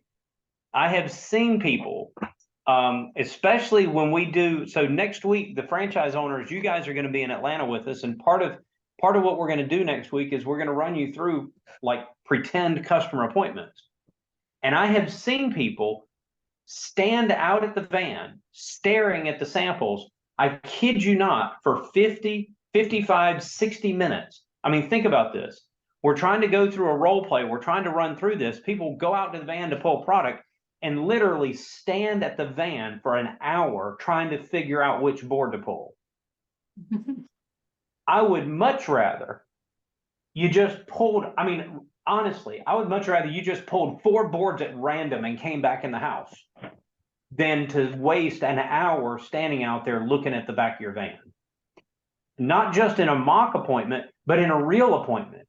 In a real appointment, if you're standing out there scratching your head for an hour, the customer's not buying from you. You've lost it because clearly you don't know what you're doing.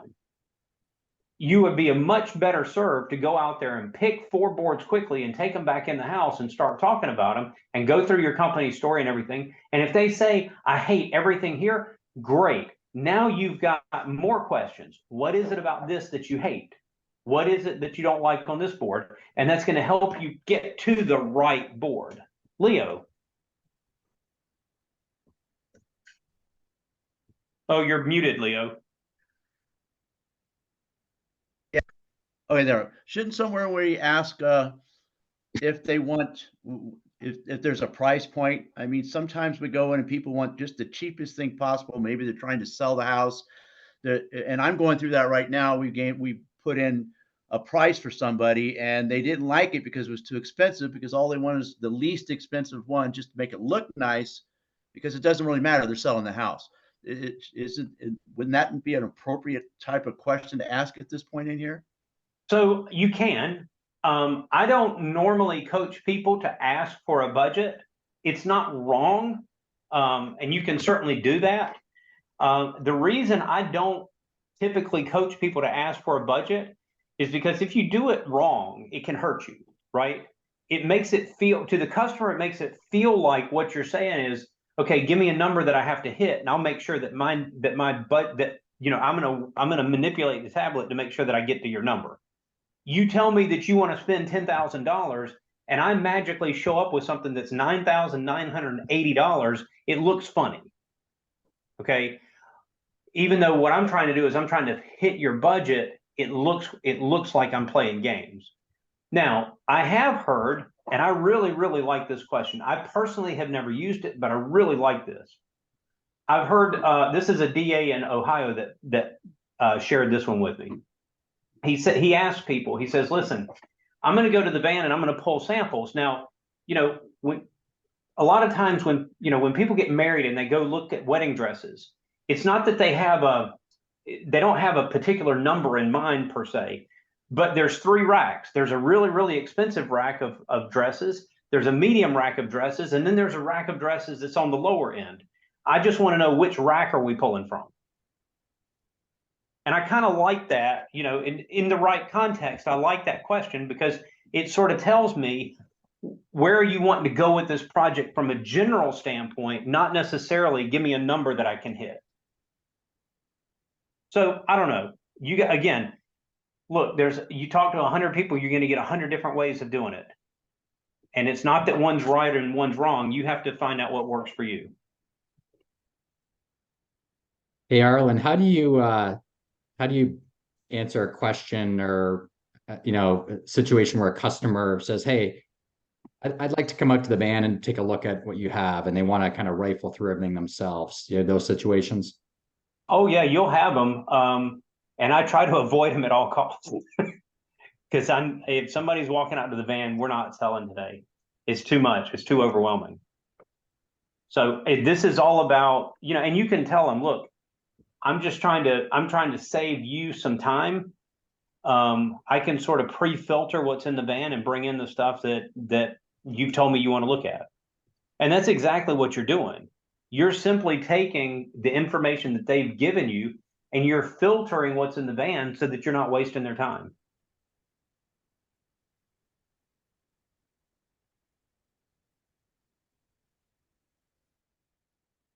Cool. Other questions? All right. We should be experts at pulling product from the van, right? Ask good questions, get good results. Okay. So I want to give you guys an opportunity to grab some lunch. Let's see. It looks like it's about 1:20. I want to make sure that you have time to get something to eat and that you have time to return phone calls and emails and that sort of thing. If you're like me, you know, I get 150 emails in the last hour, so I need that time as well. So can we meet back at 2:15? Is that okay? That gives you about an hour. That's going to give you time to get something to eat. That's going to give you time to bounce back phone calls and emails and whatever else you're trying to do. So you've got about an hour, and we will start back.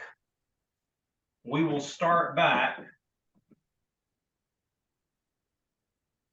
at 2:15 Eastern time. And if you would please have your tablet with you when we come back. Hey, Alan, one quick question. Yes. I was talking to a friend and they said they have kids and they want floor to last long and they say they're asking me to choose hardwood or luxury vinyl plank. And somewhat they're worried about the scratches too. All right. So what is the most scratch resistant type of floor that you have? LVP. Actually, laminate. Laminate. Laminate is more scratch resistant than LVP. And so if somebody's biggest concern is scratching, I would actually get one of the nicer laminates to show them, or maybe even tile. Okay. And regarding the last long, like 7, 8 years, 9 years without fading, which would be better? Sorry, your audio is really, really low. For lasting long, which would be better? I mean, they want the floors to have like 10 years without any fading or something like that. Well, I mean, if it's cared for, well, laminate should last 10 years. There's no problem with that. Okay. There's some that have even longer warranties. Okay. Thank you. Good. All right, I'll see you guys back at 2:15 Eastern. The record button. If you've got your tablet and you would like to follow along, feel free to do that. If not, that's okay too. This is being recorded and you can go back and watch. So I'm going to share my tablet screen.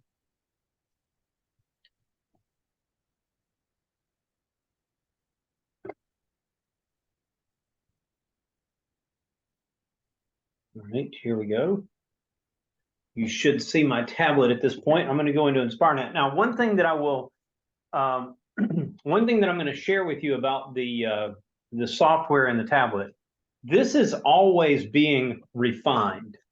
there are little things that are happening all the time to make this operate more efficiently, to make this operate better. There is a task force right now that is working on completely redoing how stairs is done in the tablet. I've had a chance to get a preview of that, and I mean it's absolutely awesome what they're working on.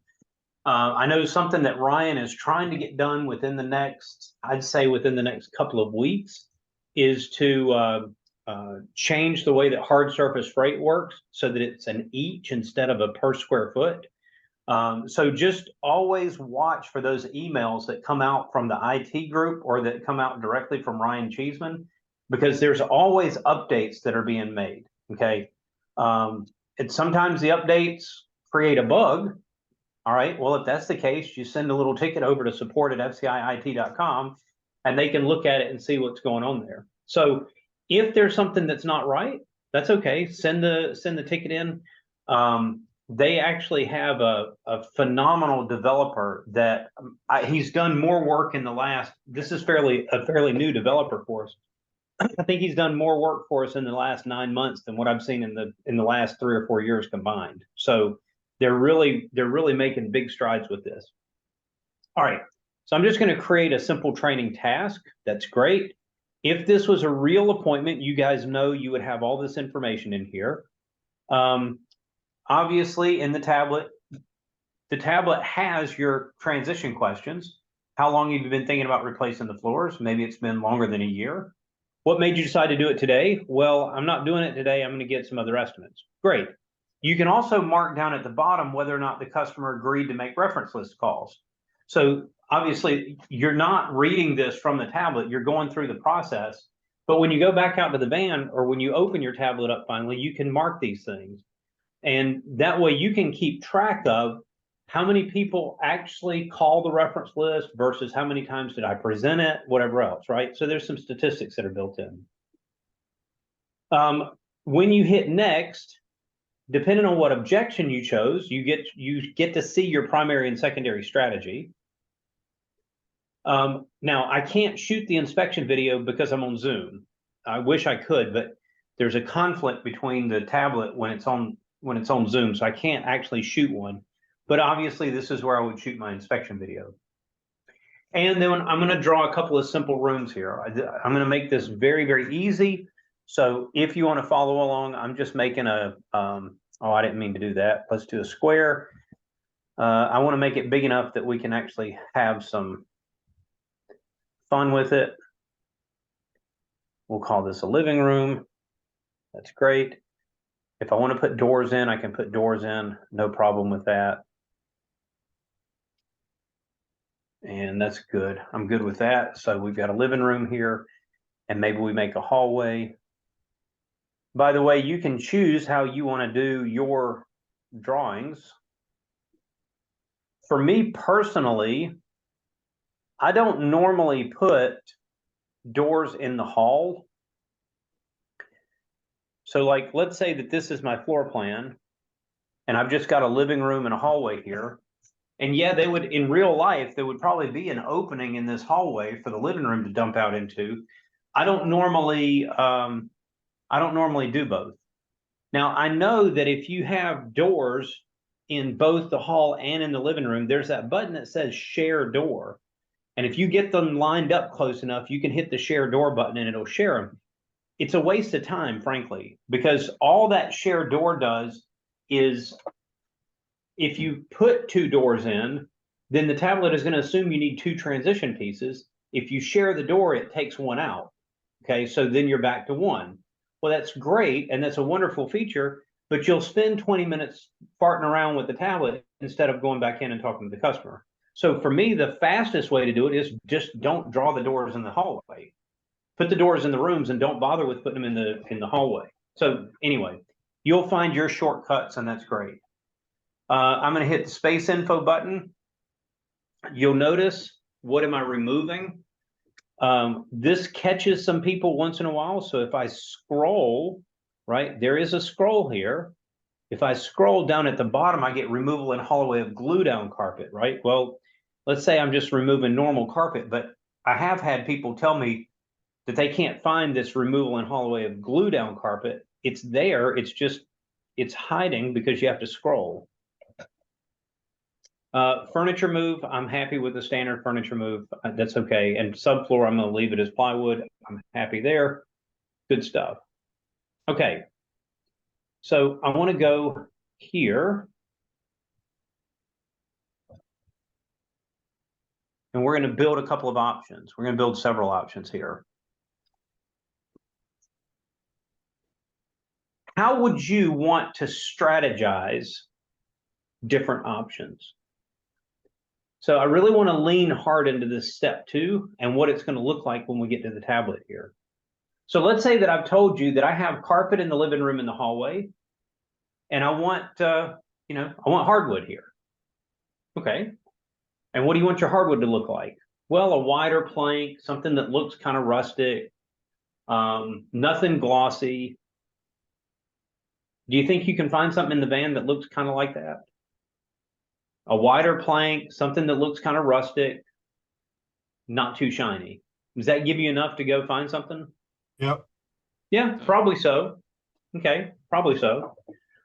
So what would you do to build 3 options with this? How would you try to build 3 options with this, given the scenario I've just given you? Well, I do one option that had hardwood in both rooms for sure. Okay. What would be another option then? Another option would maybe be just the living room, that particular space with the transition between the hallway and the living room. Okay. Arlen, I'm sorry, I'm still going. There's and then I would say another option would be like maybe the first option was a PG3 hardwood, and this another option for everything would be a PG1 hardwood. So giving them 2 different options. Okay. Price group in hardwood. Okay. All right. That's a fair strategy. Good. Mutu, what was your strategy? I just want to try with laminate, like you said, Okay.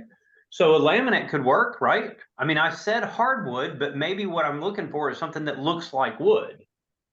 Okay. So I could have one option that's hardwood, one option that's LVP, one option that's laminate. I could do it that way, right? Okay. Okay.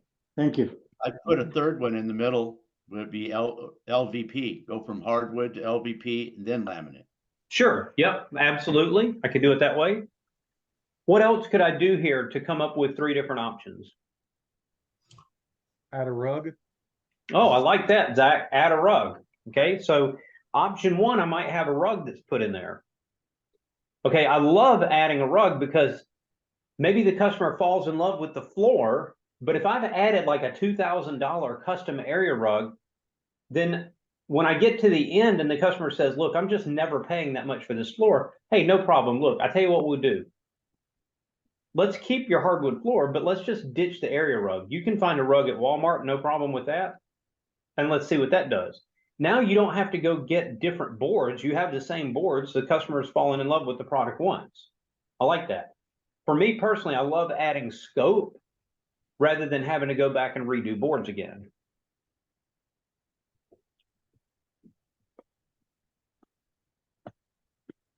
How else could you come up with 3 options here?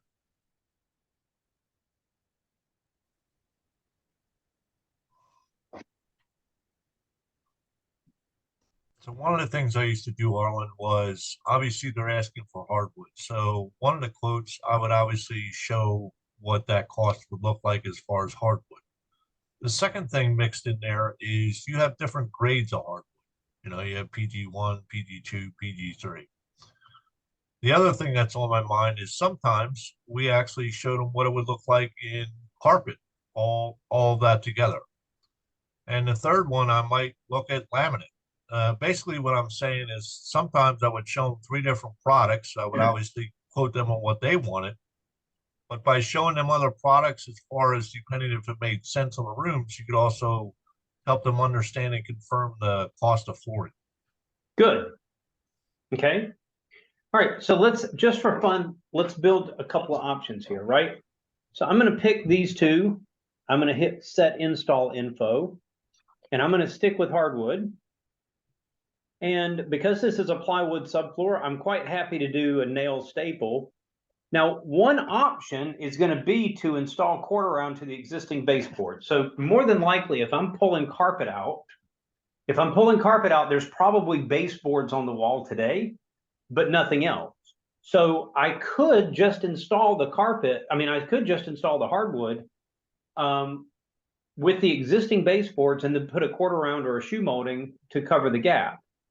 So that would be one option. I mean, another option could be to upgrade this customer to a more expensive baseboard, right? So that would be a way to create a little more differentiation, a little more gapping. So just for fun, let's say that on this one, I say, I'm going to remove existing and install new baseboards just for fun. Why not? But I don't know exactly which floor it is yet. So for the moment, I'm going to use a PG3 as a rough draft. I have no idea. We're just going to do that and hit enter. And so now I have my proposal. Let's hit the complete option button. And I've got here my PG3 hardwood. Yep, there's my hard surface freight. That's fantastic, $141,000. Good. So I can change that, of course, because I've got hard surface freight set up at a flat fee of $100. So I just need one of those.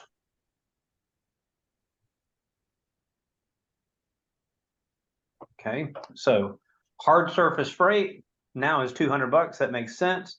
I've got my underlayment, which is way too much. That should be more like 8 cents, but for the moment, I'm going to leave it. Okay, good.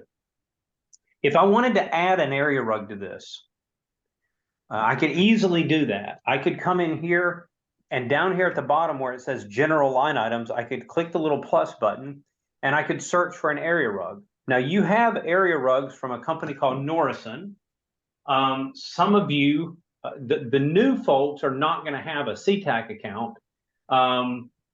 But some of the people, the DAs that are on the call, your owner may have a CTAC account, and some of the CTAC rugs are in here. Let's just see if I can pull anything up directly from Norrison.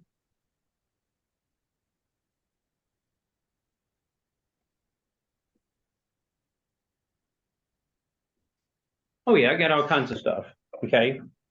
But I don't really know what rug it's going to be. I really have no idea whatsoever. So honestly, all I'm going to do here, just for fun, I'm going to add a rug, zero waste, and I'm going to change this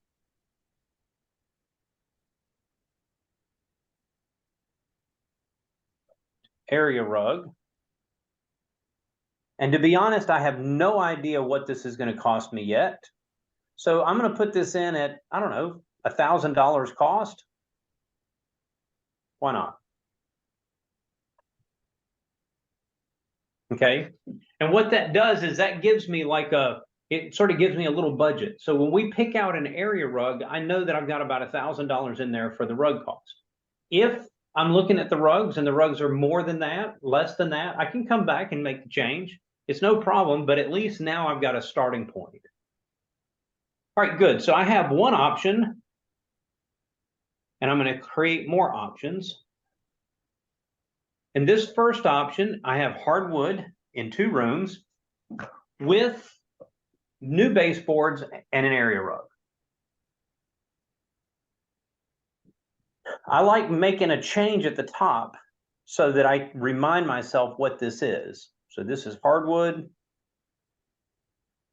rug, and baseboards. And that way I remember what I've included in that option. Okay. Well, my second option, maybe I want to keep the hardwood.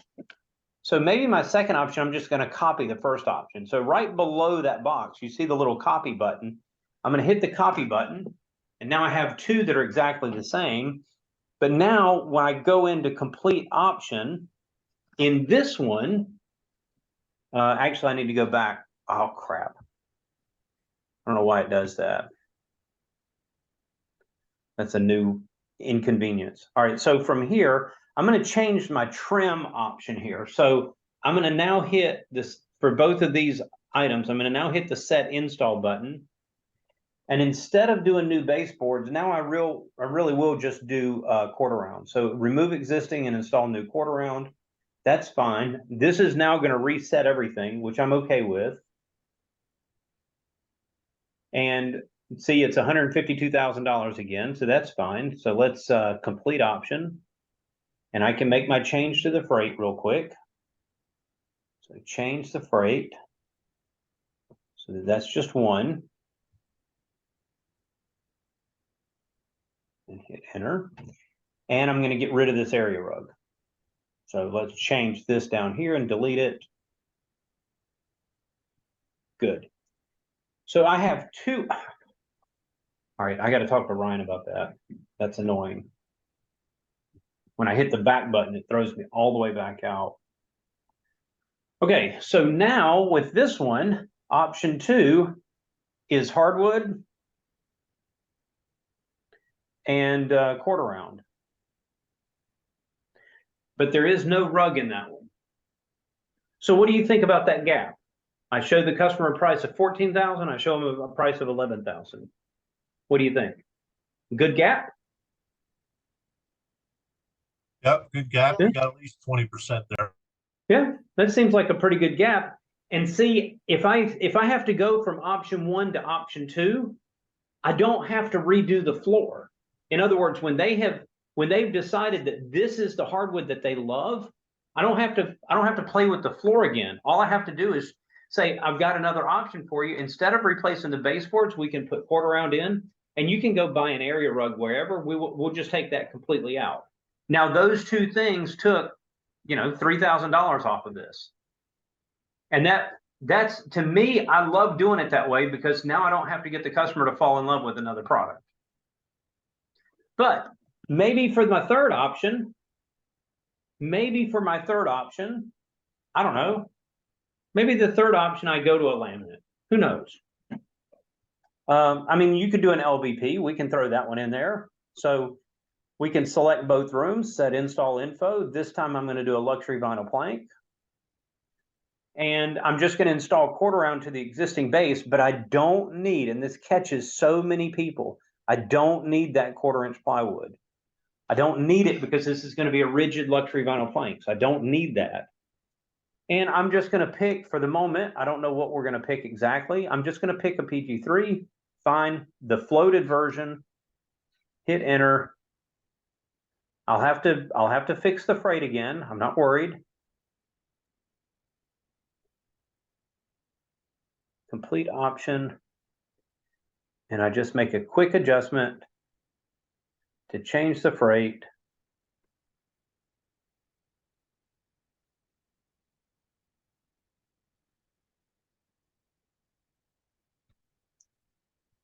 Hey, And we Alan, can go back. Alan, you said we don't need 1/4 inch round or plywood. I said we don't need 1/4 inch plywood. Oh, you mean the underlayment? Right. Okay. Okay. Yeah, Chris.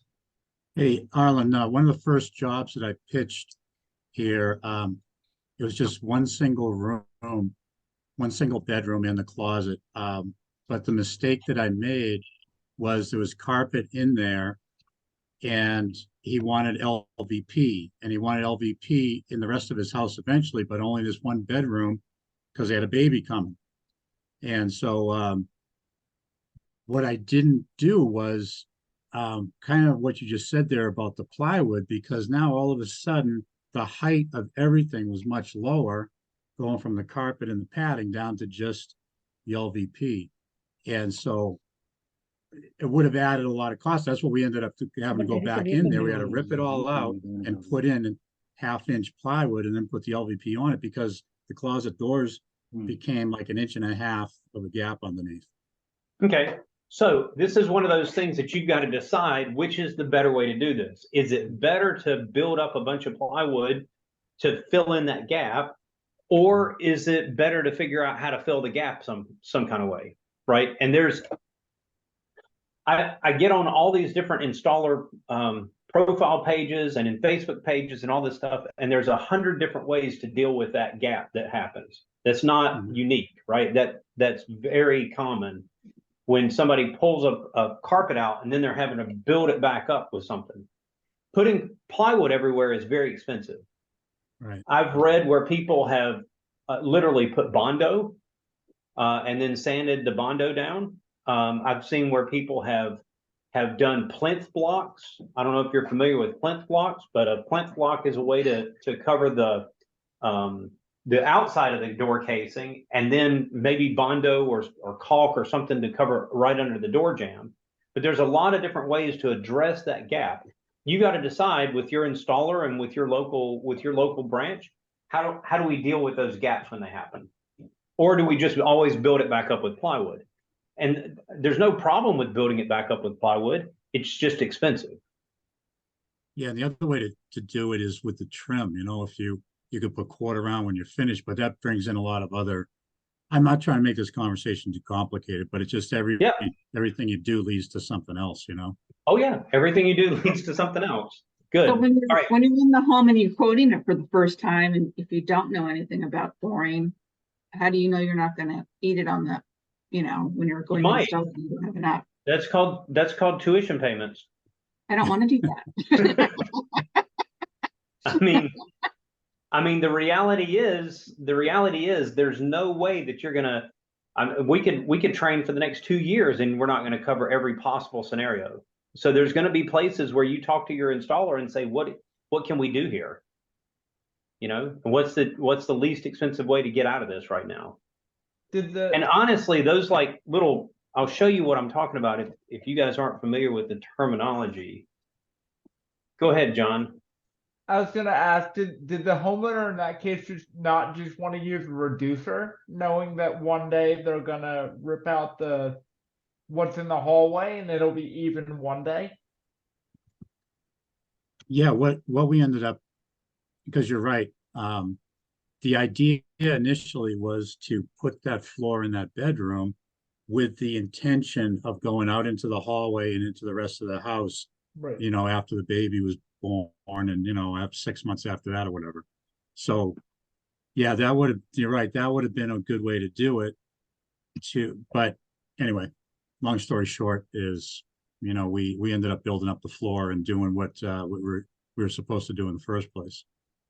So this is one way to deal with those. Now, this isn't exactly the same issue. This is an issue where the baseboard is short, but it'd be the same thing if the problem was underneath here. And you could literally take and cut the door casing even higher and then put a piece of trim underneath that and then space that down where it's supposed to be. So, I mean, you could do something like this. You can see it you can buy them more ornate, you can get them less ornate. I mean, that's completely up to you. Now, you still are left with the door jamb, but then maybe the door jamb is a different solution. It's oftentimes not the door jamb that's hard to deal with. It's the face of the door casing that becomes hard to deal with. And I mean, you can dress them up however much you want to, but this is not the only solution. This is a solution. Cut the door casing back and go back in and add the plinth block. And anyway, that's a way to do it.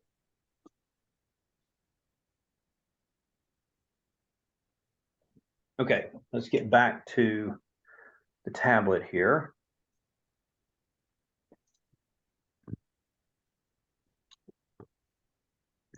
All right, so we've got 3 options right now. We've got a hardwood with the area rug and baseboards. We've got a hardwood with quarter round. We've got an LVP with quarter round. Who knows? While we're here, let's go ahead and make a new one for laminate. New option. Set install. This time we're going to go with laminate. Hey, Arlen? Yes. If you do the same price group for all the options, that way it's easy to compare. Well, I mean, yes, but I'm not going to leave the price group in there for the customer to see. Okay. This is only for me to just get a rough draft in here. Okay.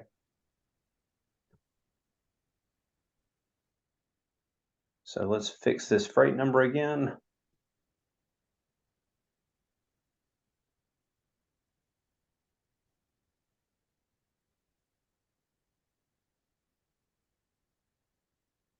Arlen, I have a question. Yes. So when you go to the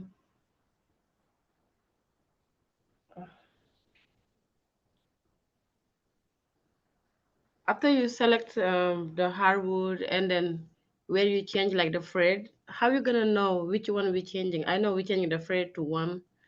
Is there any other way we're gonna play around with the numbers, the quantity? Well, I'm going to challenge you to make it so that you don't have to play around with anything. Okay. If you have your price group set up correctly, if you have your price list manager set up correctly, you should not be going in and having to play with a bunch of stuff. Okay. Okay. So like if I go in, let's just look at the first one, set install info. Come on, that's not what I wanted. Complete option. All right, now I know that this price list is wrong. Okay, that standard hardwood underlayment right now, this is showing me 25 cents a square foot, and I know it's wrong. I know it should be 8 cents. So what am I supposed to do? Well, I really should go in and change it from 25 cents to 8 cents. That's really what I should do.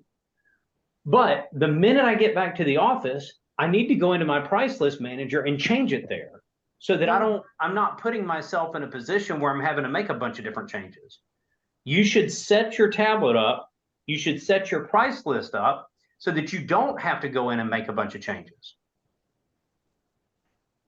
Okay, maybe because I will be the DA, I don't have access to the price manager. Maybe that's why. Have you looked? It's floor 101. No, it's in Salesforce. Okay, I will go ahead and check it after. Thank you. Yep. Okay, so we go back. So here we go. So I've got 4 options now, right? Good. So now with 4 options on the board, I have a strategy in mind. And my strategy is I'm going to see what hardwood the customer really loves.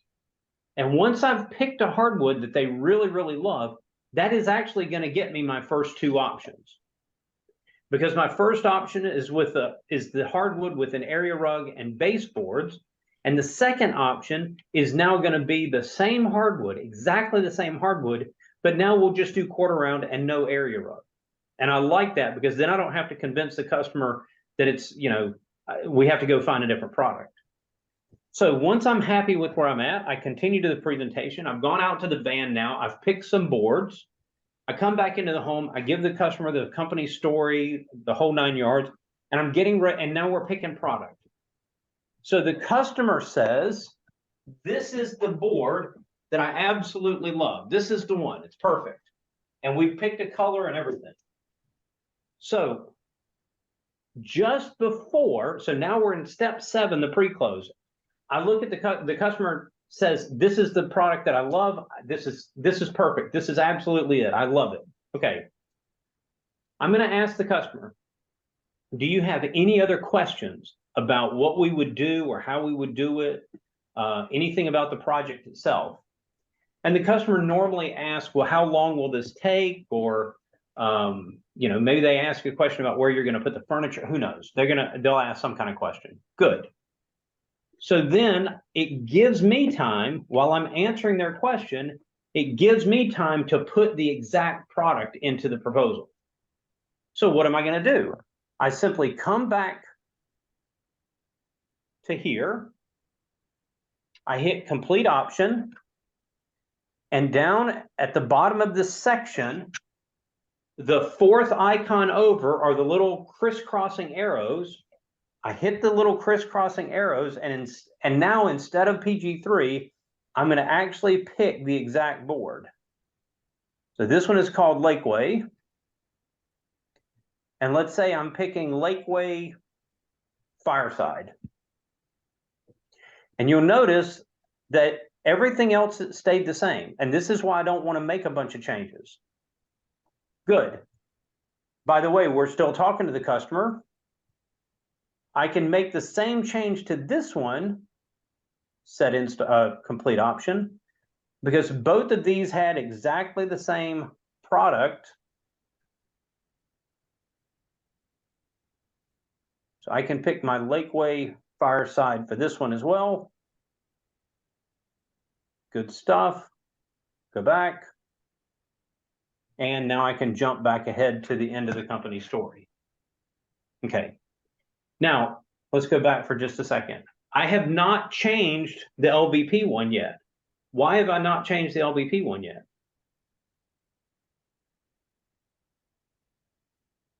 Because customer likes hardwood. Well, we never You're looked not at showing. we never looked at the LBP, right? Yeah, that's just a backup, just in case. That's my you have to work. backup, right? Linda. I have a quick question that I'm sure some of my peer owners are stressing about a little bit too. I've had a hard time getting pricing loaded into my tablet for Shaw, Mohawk, Emser. So if 2 weeks from now I'm doing an appointment and they pick a Shaw product, I can't select it in my tablet. Would I just be best to go with a PG, go with the PG status and, follow up later? I know I can look some of that stuff up maybe on Shaw's, Shaw Now, but am I doing that in the middle of my meeting or what have you? I know it's a matter of timing, but I've been waiting weeks to get Shaw loaded. Okay. So I would, obviously you have you have a 2-week assignment to get Shaw loaded. Do you have your Shaw Waiting Now for Jalen. account? It's out of my hands, Arlen. I've Right. got my account number. I've given it to them. They've had it for 3 weeks and they can't get it fixed. Okay. So you have your account number, which means you can log on to Shaw Now, right? I can go in Shaw Now. Yep. Perfect. Okay. So let me do this real quick. I'm going to go back into this one, complete option. I'm going to come in here. I know how to find it in Shaw Sure, Now. So, sure. but would you do that in the middle of the appointment? Absolutely. Okay. Absolutely. Okay. So I'm going to put this back at PG3. Okay. So at the moment now, I've put option 1, my first option, I've put back in PG3. Okay. All right. Now I've got that one on PG3. So what am I going to do? This is in the event that I don't have it automatically coming. Okay, good. Okay. So on the tablet, I come over here to complete option. So here it is, and there it says PG3 hardwood. Now I go to my, I can bounce out of InspireNet. I can do this on the tablet or I can do it on the mobile, either one. Okay. I go into Shaw Now and I say order entry, even though I'm not going to actually save the order. I go into order entry and I select Lakeway. Good. And I can pick the color, no problem. Now on mine, oh, good. I do have a price. So it tells me right here that the price for that is $3.82. Okay. So this is what I would do. I don't really want to leave my tablet sitting on PG3. Okay. I know that the number is 382. Okay. So I come back to the tablet. Means I have to stop sharing the screen. Let's go back over here. And that's our pricing. That's your cost.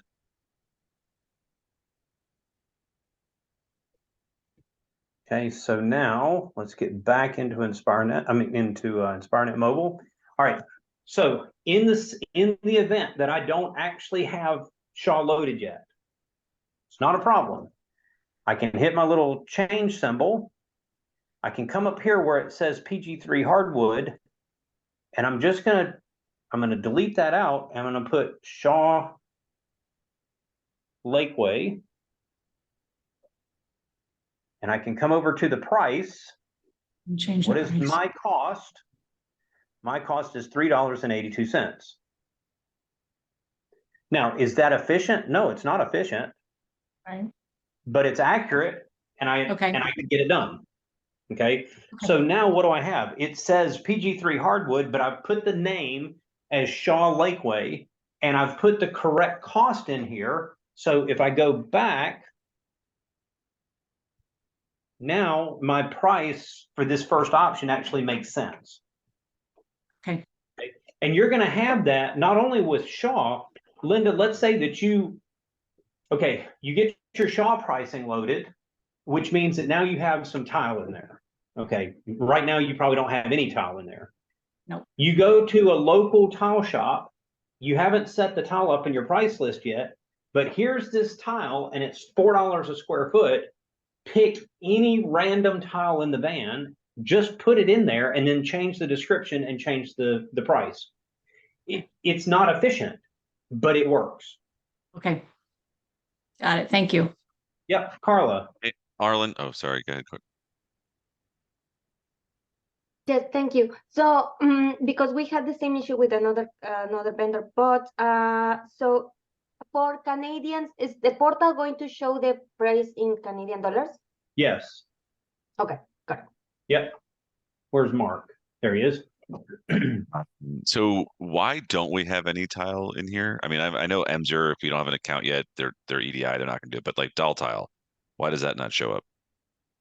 Doll Tile is not one of the national vendors. So it's not managed by Floor Coverings International. Your tile supplier is Emser and Shaw, except in Canada. In Canada, it is Doll Tile, but in the US, it's Emser and Shaw. So because we don't have a national account with them, the corporate doesn't manage those price lists for you. Does Emser We have to only put our sell- own. Oh, go ahead. Sorry. Go ahead. I was to say we would have to then like put a Doll Tile price list in ourselves. Yes. Okay. Yeah. Yep. Leslie. Emser, is that they only sell tile?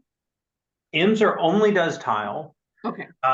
Shaw has some tile, and you have some sample boards in the van from Emser, and you have some sample boards in the van from Shaw. So we're not allowed to sell tile in California, so I just want to make sure I don't need to worry about having an account number with them. Great. And then that takes some weight out of the van. Yeah, I just wanted to make sure. So it was only tile. Hey, Arlen. Yes. Just one more comment. I don't know how real this is or not, but my Shaw rep, I ordered some laminate for my office. Just wanted to do something simple, nice, but not expensive. He worked with me on it, but he told me that Shaw's getting out of the laminate business. They are. Pretty okay. They are. So yeah, they are going to completely they're in it right now, but they're going to completely get out of the laminate business. yeah, he told me it'd be sooner than later, but so he gave me 50% off on the laminate that I picked out. So good. I mean, was good with that. I don't know the exact dates, but it might be as early as by the end of the year. Yeah. Okay, which is fine. You have, you got 3 or 4 months to sell some Shaw laminate and then move on. By then, Sean will have laminate packages set up with somebody else. Mike. Yeah, just are there any other vendors that we've secured that they're on the list to get accounts for that aren't national that we should enter in ourselves, just like Delta? Well, you don't even have to get Daltile. The reason that I think Daltile is important for Linda is because in Arizona, she's going to do a ton of tile business. In Chicago, you'll do some tile business, but it's not going to be like Arizona. I mean, you'll do tile in kitchens and bathrooms. Yep. There's going to be people in Arizona that want tile in the bedroom, in the living room. I mean, on the wall, on the ceiling. I mean, they're going to want tile everywhere, right? It's all tile, so it's fine. Sure. Right. And I would expect that Linda not only would get a Daltile account, but there's an Arizona tile company, there's a Florida tile company, and I'm sure that she'll at least get an account with Arizona Tile. If not, maybe somebody else too. In your area, you might end up getting, well, I don't know, we're pretty loaded on carpet. In hardwood, you're in pretty good shape. I don't know, you might find somebody on an LVP, like a Happy Feet or something that you like, and you add a You add a Happy Feet account. I don't know. Right. You'll find right. other vendors that you end up adding. Yeah, there's a couple of local hardwood places here. I know some of the other franchisees have used, so I've looking at some of those. Yep. Okay, so let's get back to where we were. So at the moment, I've got my hardwood with rug and baseboards at 12.9. I've got hardwood with quarter round at 10, right at 10,000. I've got LVP with quarter round at 93.56. That's not a big gap. I mean, I would prefer a bigger gap there, but it's okay. It's giving me a backup at the moment. And when we pick the exact LVP, it may end up being higher or lower. And the laminate is still, I still have a PG in the laminate as well. So I don't know what we would end up with there. Yeah, Mutu. Is ProSource is a good company to, buy locally? Who? ProSource. Oh, I mean, ProSource is more of a competitor. You can buy from them, but you're buying at retail instead of buying at wholesale. Okay. All right, so let's move forward. All right, so the customer gets a great company story. And then for step 7, I probably start asking, do you have any other questions? Anything else that you'd like to know about with this project? And they say, maybe they ask, maybe they don't ask, it doesn't matter. And they say, okay, we're good. I say, all right, well, I have a question for you. Other than price or payment, would there be any reason we couldn't get your job started today? Now, it really comes down to price. Okay. Well, I tell you what, I'm not going to let price or payment or anything else stand in the way of you getting the floors that you love and deserve. So the total retail price for your project, now notice the customer doesn't see this screen. This is a screen for you so that you can see your different options laid out side by side. I'm going to pull up my option 1, hit the open price and payment sheet. Now the customer sees this. The total retail price for your project is $12,973. You got in touch with 4 of the people on my reference list. That gives you a $200 discount, bringing your total down to just $12,773. I took the opportunity to put together some payment options for you. 24 months would be $607 a month. 36 months would be $430, and 48 months would be $342 a month. Once your job's complete and you're 100% satisfied, would you be in a position to pay with a personal check or take advantage of one of the payment options? And then I'm going to walk through the closing stuff just like we did on Tuesday. Now, the customer says, look, at 12 grand, I can't do that. That's way too, there's no way. I'm not spending that much money. Okay, great. So here's a beautiful thing, because I know what is my next option. What is the next place that I'm going to go? Option 2. Right. And what is my option 2? What is my next option? No area rug. And right. quarter It's round. no area rug. And instead of doing baseboards, I'm doing quarter round. Okay. So I can simply tell the customer, hey, look, I tell you what we'll do. I completely understand. Let's take the area rug out. Let's take the baseboards out, and we'll just put quarter round. And watch this. All I have to do is swipe left, and I can get right here. I can put my $200 in here, and I go through the same thing all over again. Right? So 10,046, $200 off, brings it down to just 98.46. Here's your payment options. You want to pay by check or take advantage of one of the payment options? Well, that still feels a little high to me. Okay, great. So now let's take a look at another option. Okay, now it's not as convenient because now I'm moving away from hardwood and I've got to go get an LVP or a laminate. Okay, but I already have that queued up. So I run out to the front porch or to the foyer or maybe to the front seat of the van. I grab my LVP board that I found for them, and they find an LVP that they absolutely love. This is the one. I love this one. Okay, great. So I simply go back, and I'm going to dump it in real quick. So now I'm looking at my LVP board, complete option. Once again, that magic switcheroo button. And they picked Stokeman.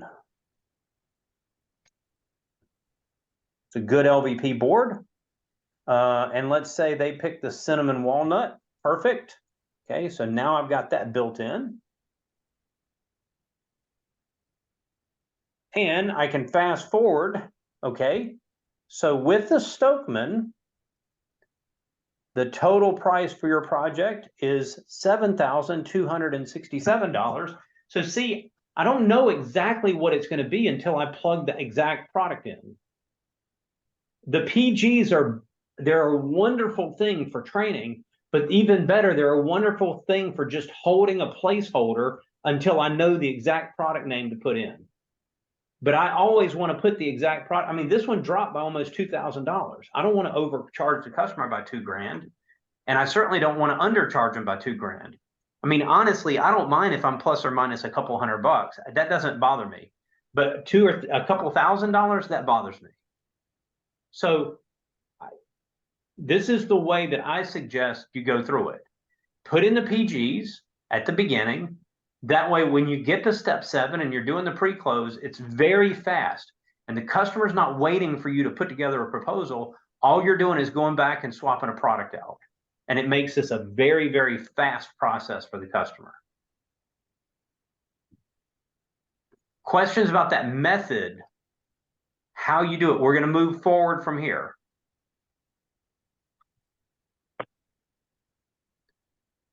Okay, so maybe the customer says, yes, this is the one. The LVP, $7,000, I can do that. That one I'll do. So now I'm going to hit this button that says continue to proposal. Good. And I'm going to walk through the proposal with the customer line by line, because I don't want there to be any doubt about what we're going to do here. So the customer information is at the top. Here's the location information. I have no idea why this is a Monterey, California location. There are 2 boxes here that you have the ability to make notes. You have a box called the project information, and you have a box called the proposal information.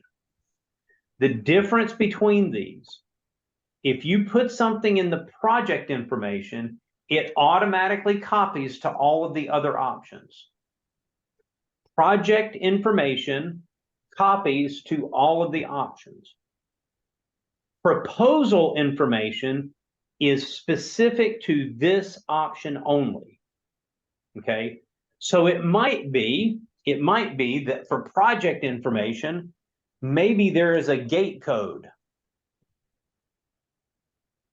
Okay, good. So maybe there's a gate code. I don't know, gate code 1, 2, 3, 4.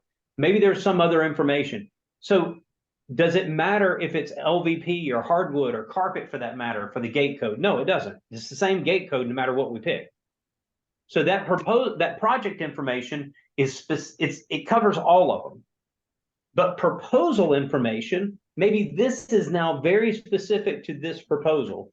So in this proposal, because we picked Stokeman, okay, I don't know, maybe for this proposal, the customer wants us to run the boards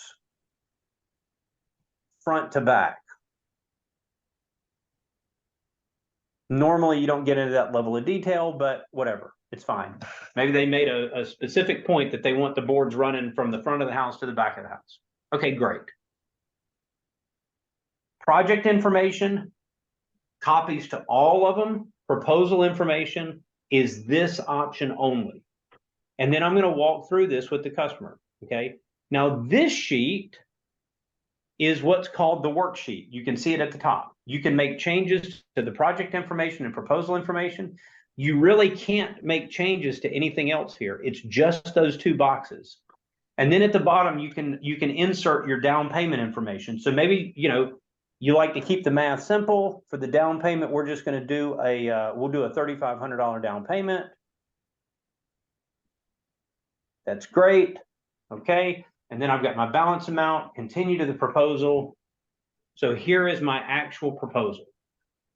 The customer's information is top left. My information is top right. And I want to walk through this with the customer. So what do I mean by that? This is a little bit about who we are. There's a project information and proposal information. You ordered the Stokeman Plus Cinnamon Walnut. There's a fee for the freight. We talked about doing new quarter round. The transition strip that we discussed, there's your floating floor installation, standard furniture move. We're going to rip out the old carpet and pad and haul that away. And then we decided we were going to do quarter round on the existing base floors. Perfect. And so we've got a deposit of $3,500, total price, the down payment, balance amount. When I sign here, this is me promising you, giving you my word that we're going to do everything that I just said and make sure that you're 100% happy with this job. And when you sign here, this is you giving me your word that you're going to let us do the project and make sure that we get paid for it when we're done.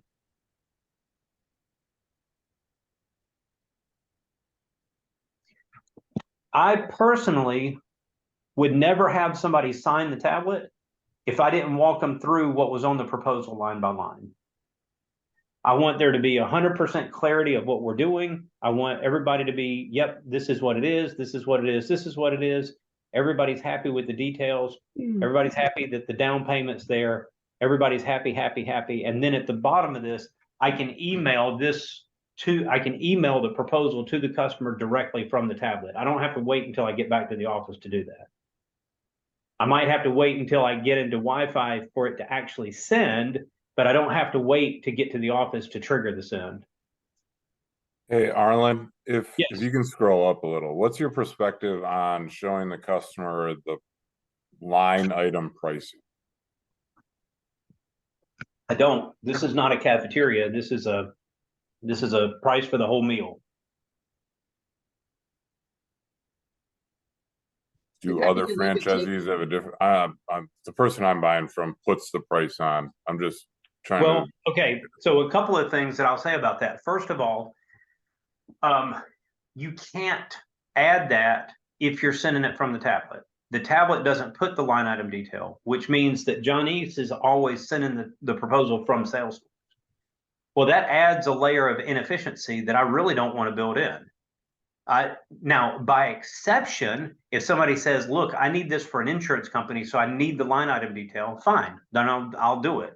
But I don't want that to be my normal practice. My normal practice is I'm going to send it from the tablet and save myself some time.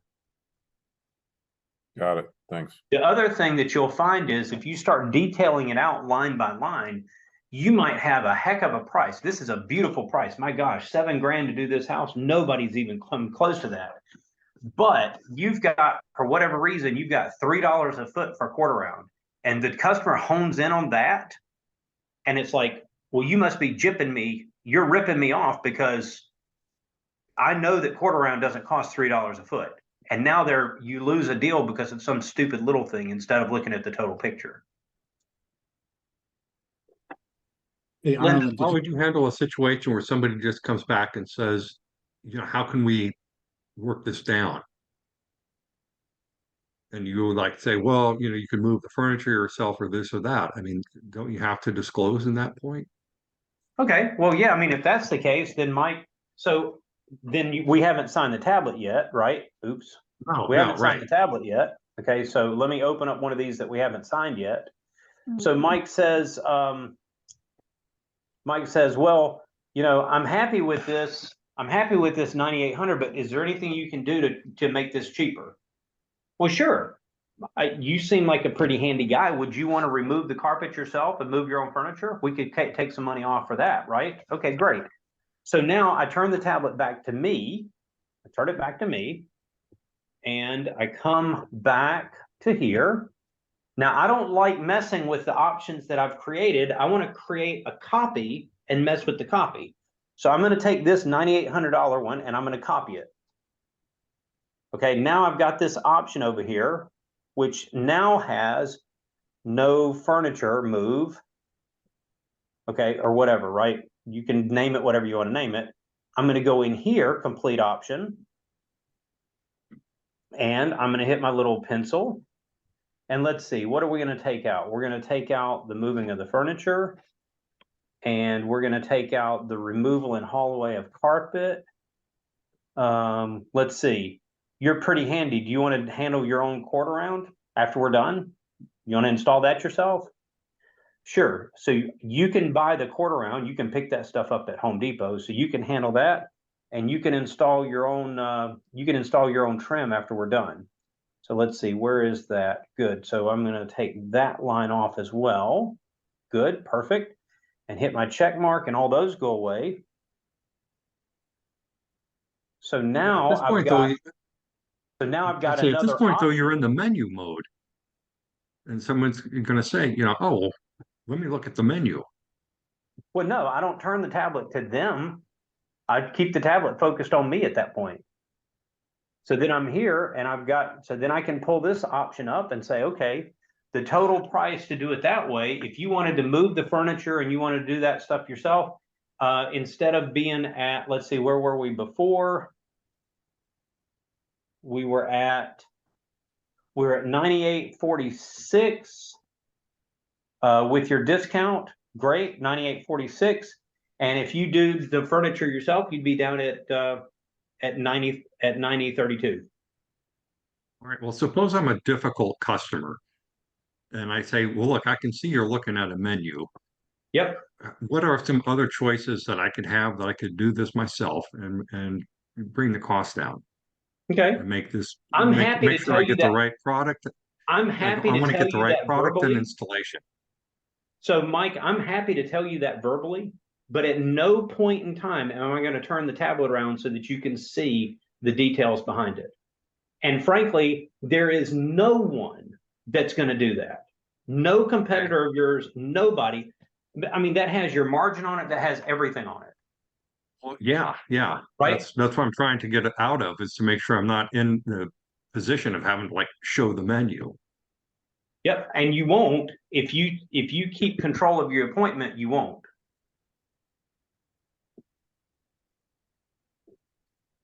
Let's see, Linda. I just had a question about if the customer's doing financing. And so they're ready to buy, they're going to do it, and I haven't done this yet. So can they do that right at the time in the moment? And then you can add some of that into the proposal information, and then they can sign, right? You would do it all at the same time.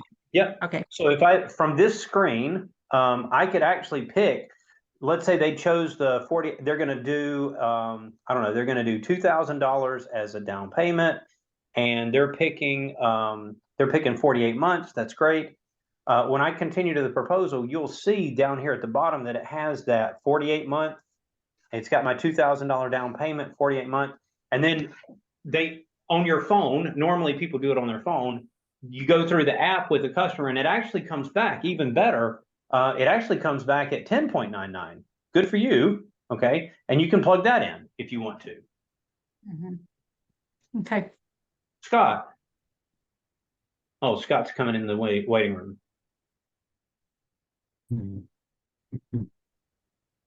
Okay.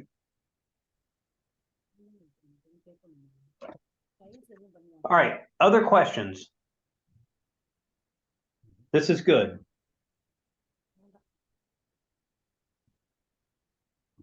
I gotta get with Ryan on that back button. That's annoying. So this screen is not a screen that the customer sees.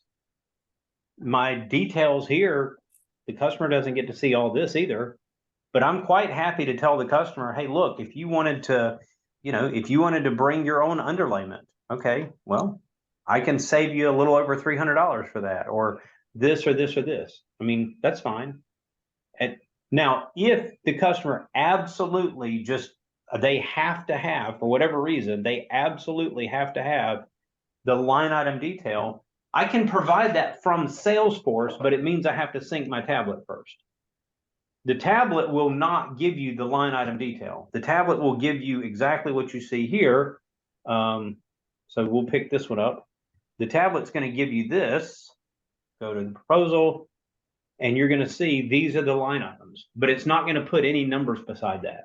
The only way to get the numbers beside that is going to be to close this appointment, go to Salesforce, sync it, go to Salesforce, and print it out of Salesforce. Which is frankly a waste of time. Unless, I mean, there are exceptions. if this is an insurance job, right? This is an insurance job and they absolutely have to have the line item detail, then so be it.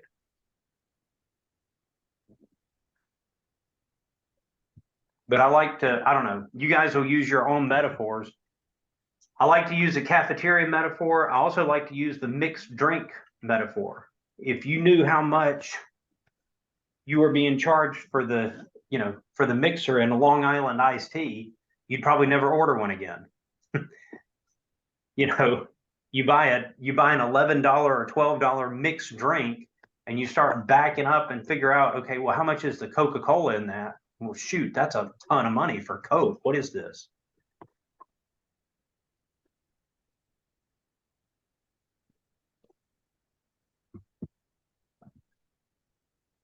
Good. All right. Anything else here? I hope this was helpful. I don't know. Different things you can and can't do. Now, one thing that I will say, when you get ready to send the proposal, so you would simply come down here, and I want to do it on the one that we signed.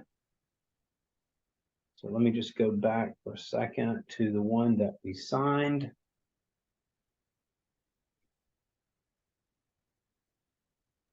Good. So here's the one that we signed. I'm going to type in the customer's email address here.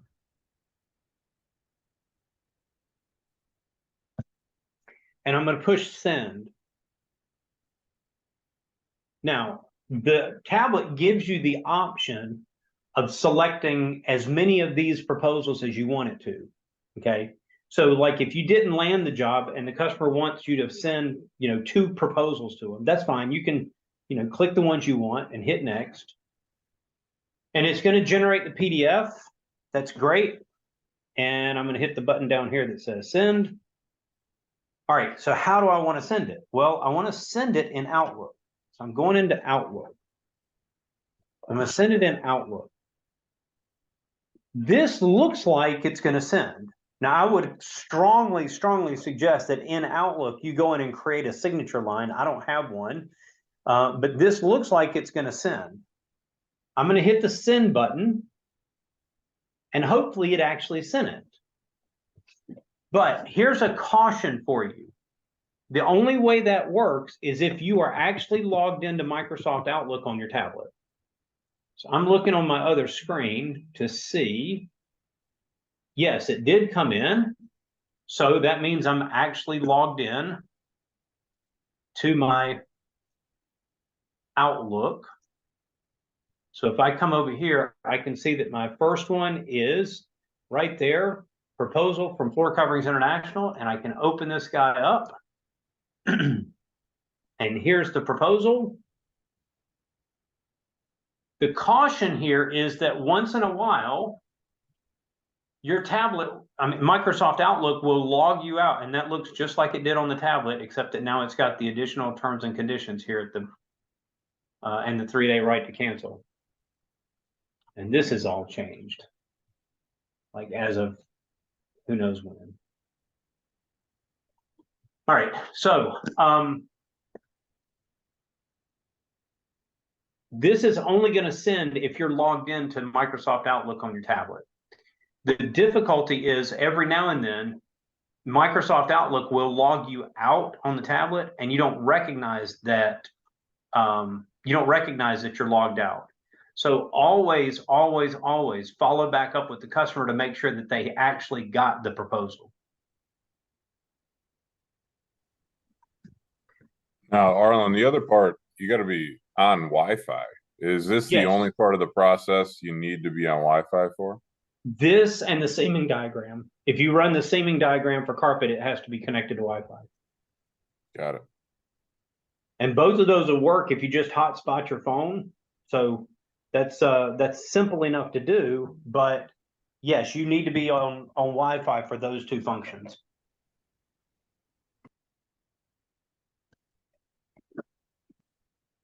Arlen, question for you. When we are playing around on our tablet, I know this came up recently in at least the franchise owners group me chat. As long as we hit exclude from reports, can we go through this whole process on our tablet without messing anything up? I've been too scared to get any further then Oh yeah, because absolutely. I didn't want to mess anything up. If you hit exclude from reports, you can land it, you can I can do the mark whole it thing. produced, you can do everything. It doesn't matter. As long as you mark it Okay. exclude from reports, you can do whatever you want to do. And so this, here come my dumb questions now. So this proposal is the contract, right? Like there's It no is. further. It is. So when you showed the proposal, it was just the one page on the tablet, but then after the customer signs it, and then you showed the PDF, there was all this other legalese that Yeah, never gets I signed would, off on. and I would, personally, I would print this and so that you can show the customer, hey, these are the terms and conditions that are going to print off with this. Because I don't want there to be, I don't want a customer to look, there's nothing in this that's weird or obnoxious, but at the same time, I don't want it to look like I'm doing some sort of bait and switch or trying to hide something. Yeah. So look, this is the proposal that's on the tablet. When this gets sent to you, these are the terms and conditions that are going to be attached to it. And that way they see it, you know, there's no big deal. I'm just wondering, this would be a California thing though, but I think I would need the customer to initial those extra pages. So maybe I print them out for initialing purposes. Could be. All right, good. All right, so the next thing that we want to do, I don't have time to start, so I'm back in this situation again, but that's okay. I think we dug in deep today. So we started this morning with the price conditioning, which I hope you guys will use. And then we went into, really dove into step 2 and leaned in hard on asking good questions so that you know what you're going to pull from the van. Once we've asked those good questions and we know what we're going to pull from the van, then when we come in or when we write everything up in the tablet, I just want to use PGs because I don't have any idea which board the customer is actually going to pick. So I use PGs in order to build my rough draft, and I use that fancy little switcheroo button to take the PG out and put the exact product in, but I have to do that before I show the customer the price. I mean, look, they're not going to argue if the price goes down, but if the price goes up because you took the PG out and put something else in, you're going to have a problem. So always make the switch before you show the customer what the price is. Questions about anything that we did today? I'm going to run through the class quickly and just open it up for any type of question that you might have or any comment from today. And Donovan, I'm going to start with you. Final thoughts from today or final questions or anything from today? I thought today was good. I'm gonna have to play with the tablet quite a bit. I think that's probably what I'm learning. So. Okay. Frank, you've got a question. Harlan, would you be able to show me real quick? And if you can, that's okay. I missed how when you have moving furniture and all that in, quote 1, and you're trying to offer them another quote where they remove that out. I missed that for whatever reason. Okay. There's got to be an easy way to make that happen instead of going through the painless process of building it all back up. No, we're not going to build it again. And thank you for doing this because there was something else I wanted to show you guys that I didn't show you. So let's do this.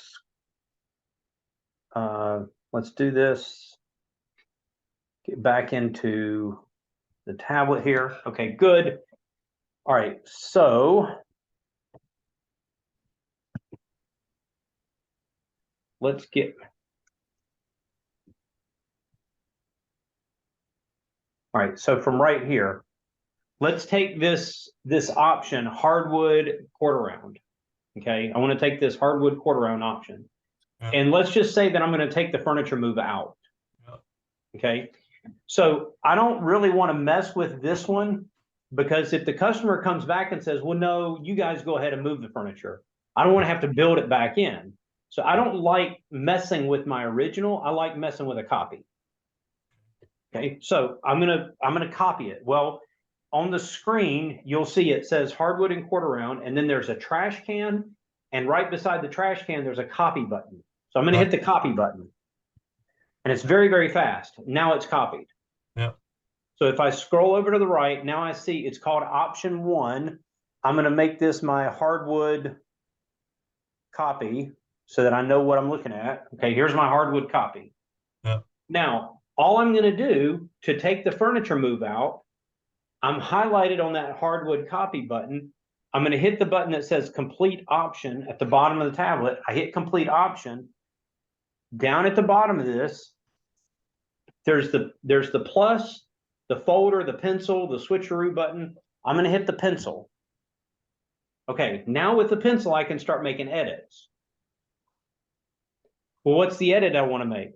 All I want to do is remove the furniture move. Yeah, trash Where can, is it? right? Right there. So all the way over to the right from furniture move, I hit the trash can. It makes just a little line. That's the one that's going to go away. When I hit the check mark at the bottom of my screen now that's gone. Awesome. Can we Okay. stay there a minute? Sorry? Can we stay there for a minute? Because Sure. the next question I want to Sure. ask you is adding wallboard to the bottom if it wasn't added to the quote already. I Sure. went into the tablet and I tried to add wallboard and I'm just hitting wall, I'm hitting board, I'm trying to find it. I was just trying to figure out what that is. So I'm going to hit now I'm going to take advantage of the first button that's there, the plus. Yeah.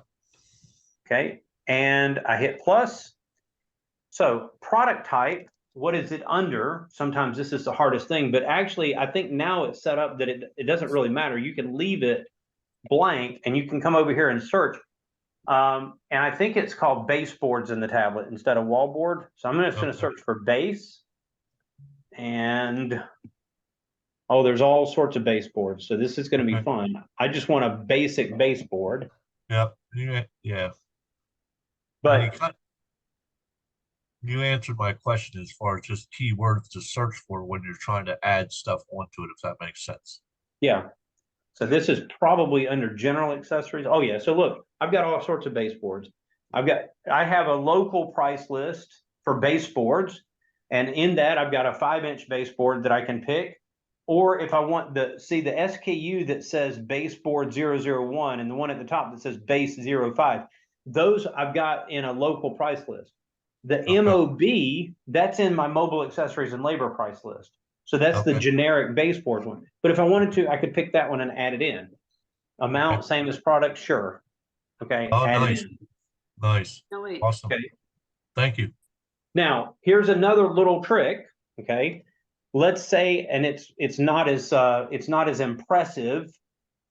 It's not as impressive since it's only 2 rooms, but now let's say that I've got this, I've got my no furniture move. Okay.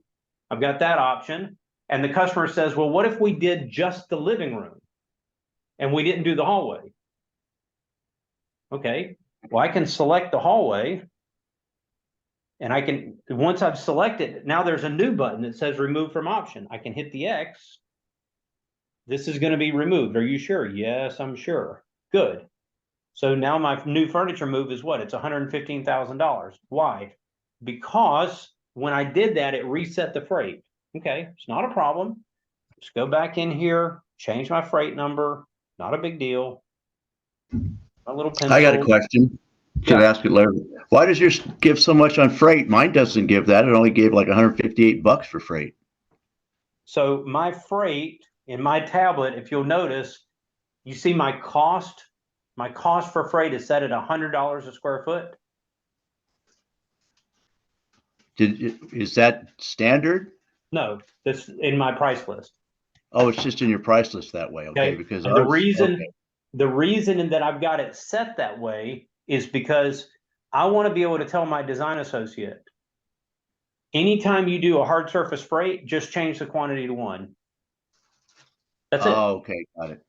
And that way my DA doesn't have to wonder, well, is it 100? Is it 125? Is it 150? What's the right number? What are we doing? No, I don't care. Just anytime you have hard surface freight, change the number to 1. Okay.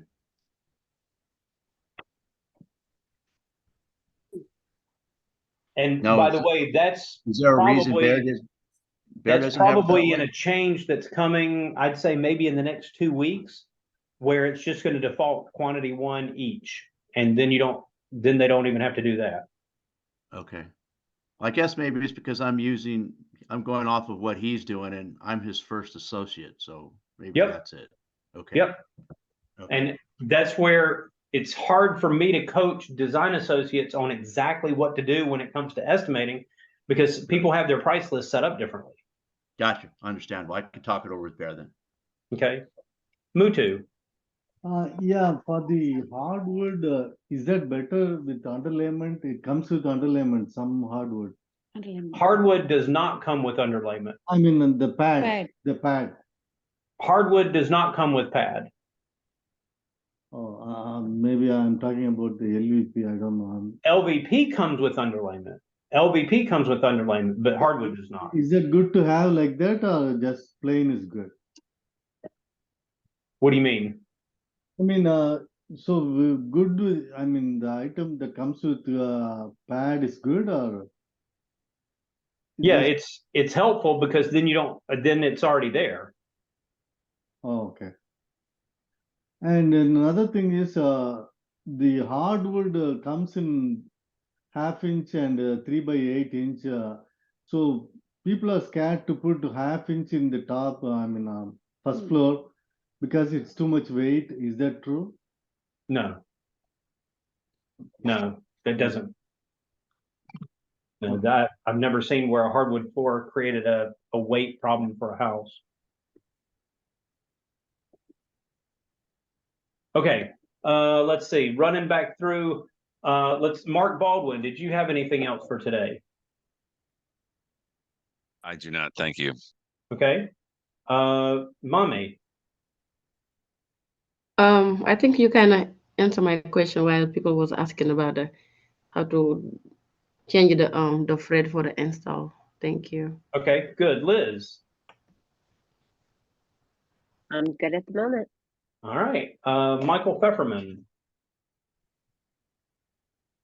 I think he had to drop off and get something. No, actually, I'm here, there he Arlen.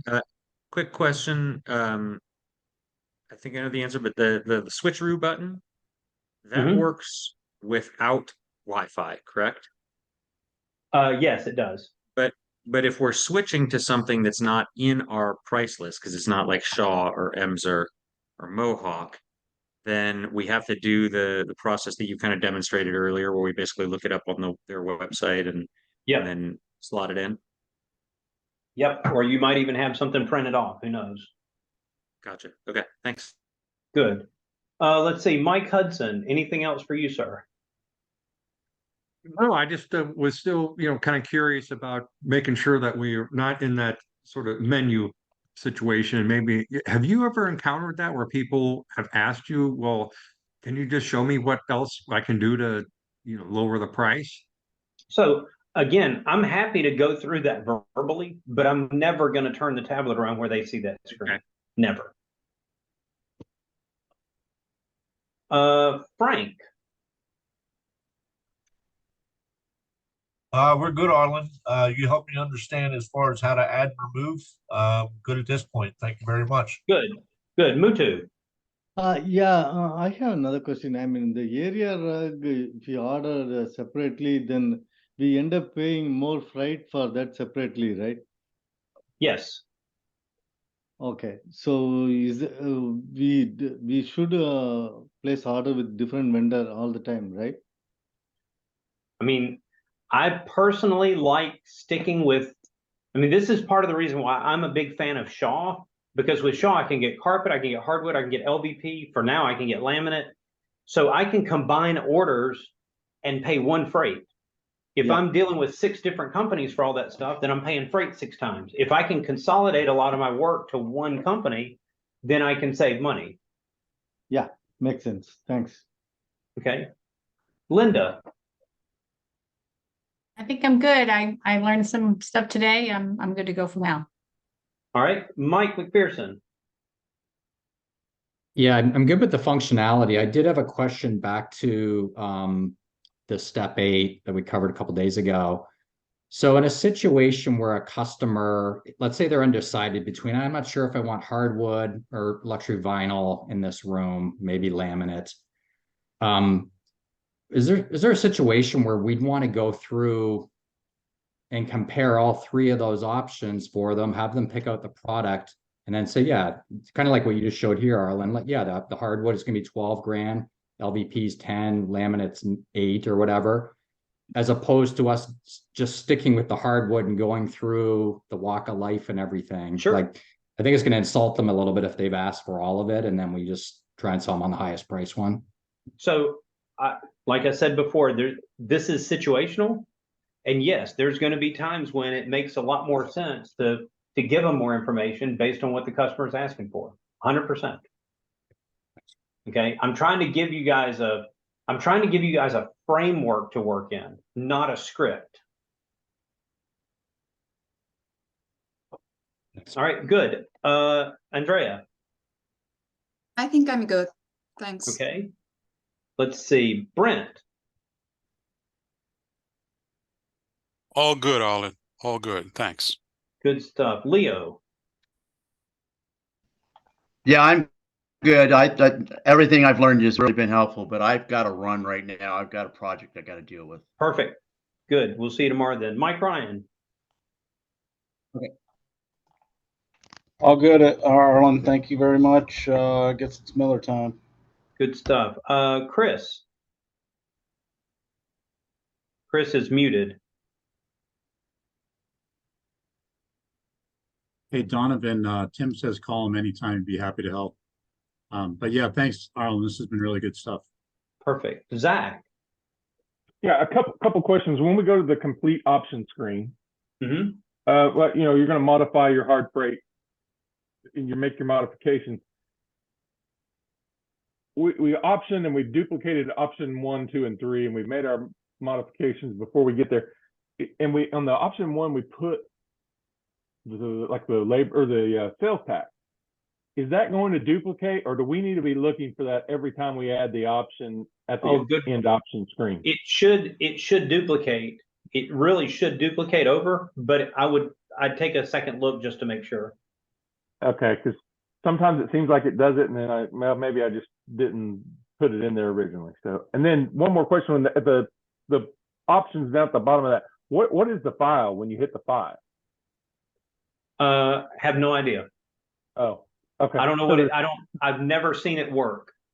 Okay. I've never seen it work. Okay, So the little file folder. Yeah. So no use for that. No use for it. Okay. Jack. I am good. All right. John Neff. Yeah, that's great. The hard surface freight thing is on the roadmap. Is the labor waste factor on the roadmap at all? It is. Okay. Yep, it is. Leslie. I think I'm good for now. Okay. Let's see. How about Max? All good. Good session. Thank you all. Good stuff. Edmund. All real good. I really like the bookends, the 20K, 5K. I'm going to be incorporating that. Good stuff. Dave Thayer. Just trying to good session, just looking to absorb everything, Arlen. Thank you. All right. Elise. Regarding the regional vendors, are we gonna go over how to upload those? Because I could not figure it out, and I saw where to do it, but it just wasn't working right. I looked in Floor 1 and Floor U, and I couldn't find anything. So it's actually on fciit.com. It looks like Mark has put the link there for you. And there's some videos that are there that show you how to do it. But if you still can't do it, it's very picky, and it's very picky on purpose. It's case sensitive. If you put extra spaces, I mean, it's very particular. But if you are trying to upload it and you can't do it, either reach out to me, reach out to Ron, or reach out to IT, and I'd be happy to help you work through it. Thank you. Scott. I think I'm good. Thank you. Let's see. Mike Balthazar. I'm good, Arlen. One thing I might add, you were talking about the line item pricing. In a previous role of mine, we used to show line item pricing, and then they switched it up to a one line price, and we were kind of getting heartburn about it, but customers, they don't really care. No. And I would tell you that in the flooring business in particular, and I mean, I used to tell customers this, look, I'm happy to share with you my line item price. I really don't care. I'll be happy to share it with you. But part of the reason I don't is because there's so many of my competitors that play games with pricing that I've found that what's most important to people is what am I going to pay for this project? So like I walk into Home Depot and Home Depot says it's going to be free installation, but you and I both know that the installers are not working for free. So if you compare my installation price to Home Depot's installation price, it looks like I'm ripping you off. But the reality is that cost is getting moved somewhere else from Home Depot. So for me, what's most important is that you understand what the total price of the project is. And that's the only thing that at the end of the day, that's really what matters is how much are you going to pay for this. Good. Jeremy. I'm good. Thank you, sir. Good stuff. Good stuff. Who am I missing? Who am I missing? Karen. I love that I now know why when Matt sends the proposals from the tablet, the attachments are not there. So thanks for that. Good. Julio. I'm good. I'm good. Thank you. Okay. What about Carla? I think she had to run to do a. Okay. No, I do have a question. Yep, there she is. Okay. Yes, yes, I do have a question. Super quick. So let's say that they want to remove one of the options, but only for one of the rooms. Let's say the furniture. In your case, like the hallway, they'll remove them, but the room no, because I cannot go to that overall and just click the waste basket. So how do I do that? So in that case, you're going to end up making some sort of weird adjustment because what you're going to end up doing is you're going to look at, like you look at the hallway and you say the hallway is 40 square feet. And so you go to the line item that says move the furniture and you remove 40 square feet from that line. It's the only way to do it. Okay, got it. Thank you. Thank you for that. And maybe another silly question, like, how do I know if I select PG1, PG2, and PG3? Like, what's from the beginning? I mean, just pick one. Just pick one. Doesn't matter. Okay. Because I mean, you're going to change it anyway, so who cares? Yes. Okay, got it. Thank you. Okay. All right. I think I got everybody, but if I missed somebody, please speak up. Or if there's an extra question, please speak up. Okay. If not, then guys, I will see you tomorrow, last day of Inspired Sale class tomorrow. So I will see you guys promptly at 11 o'clock and off we go. Thanks, Arlen. Thank you, Arlen. Thank you. Good stuff.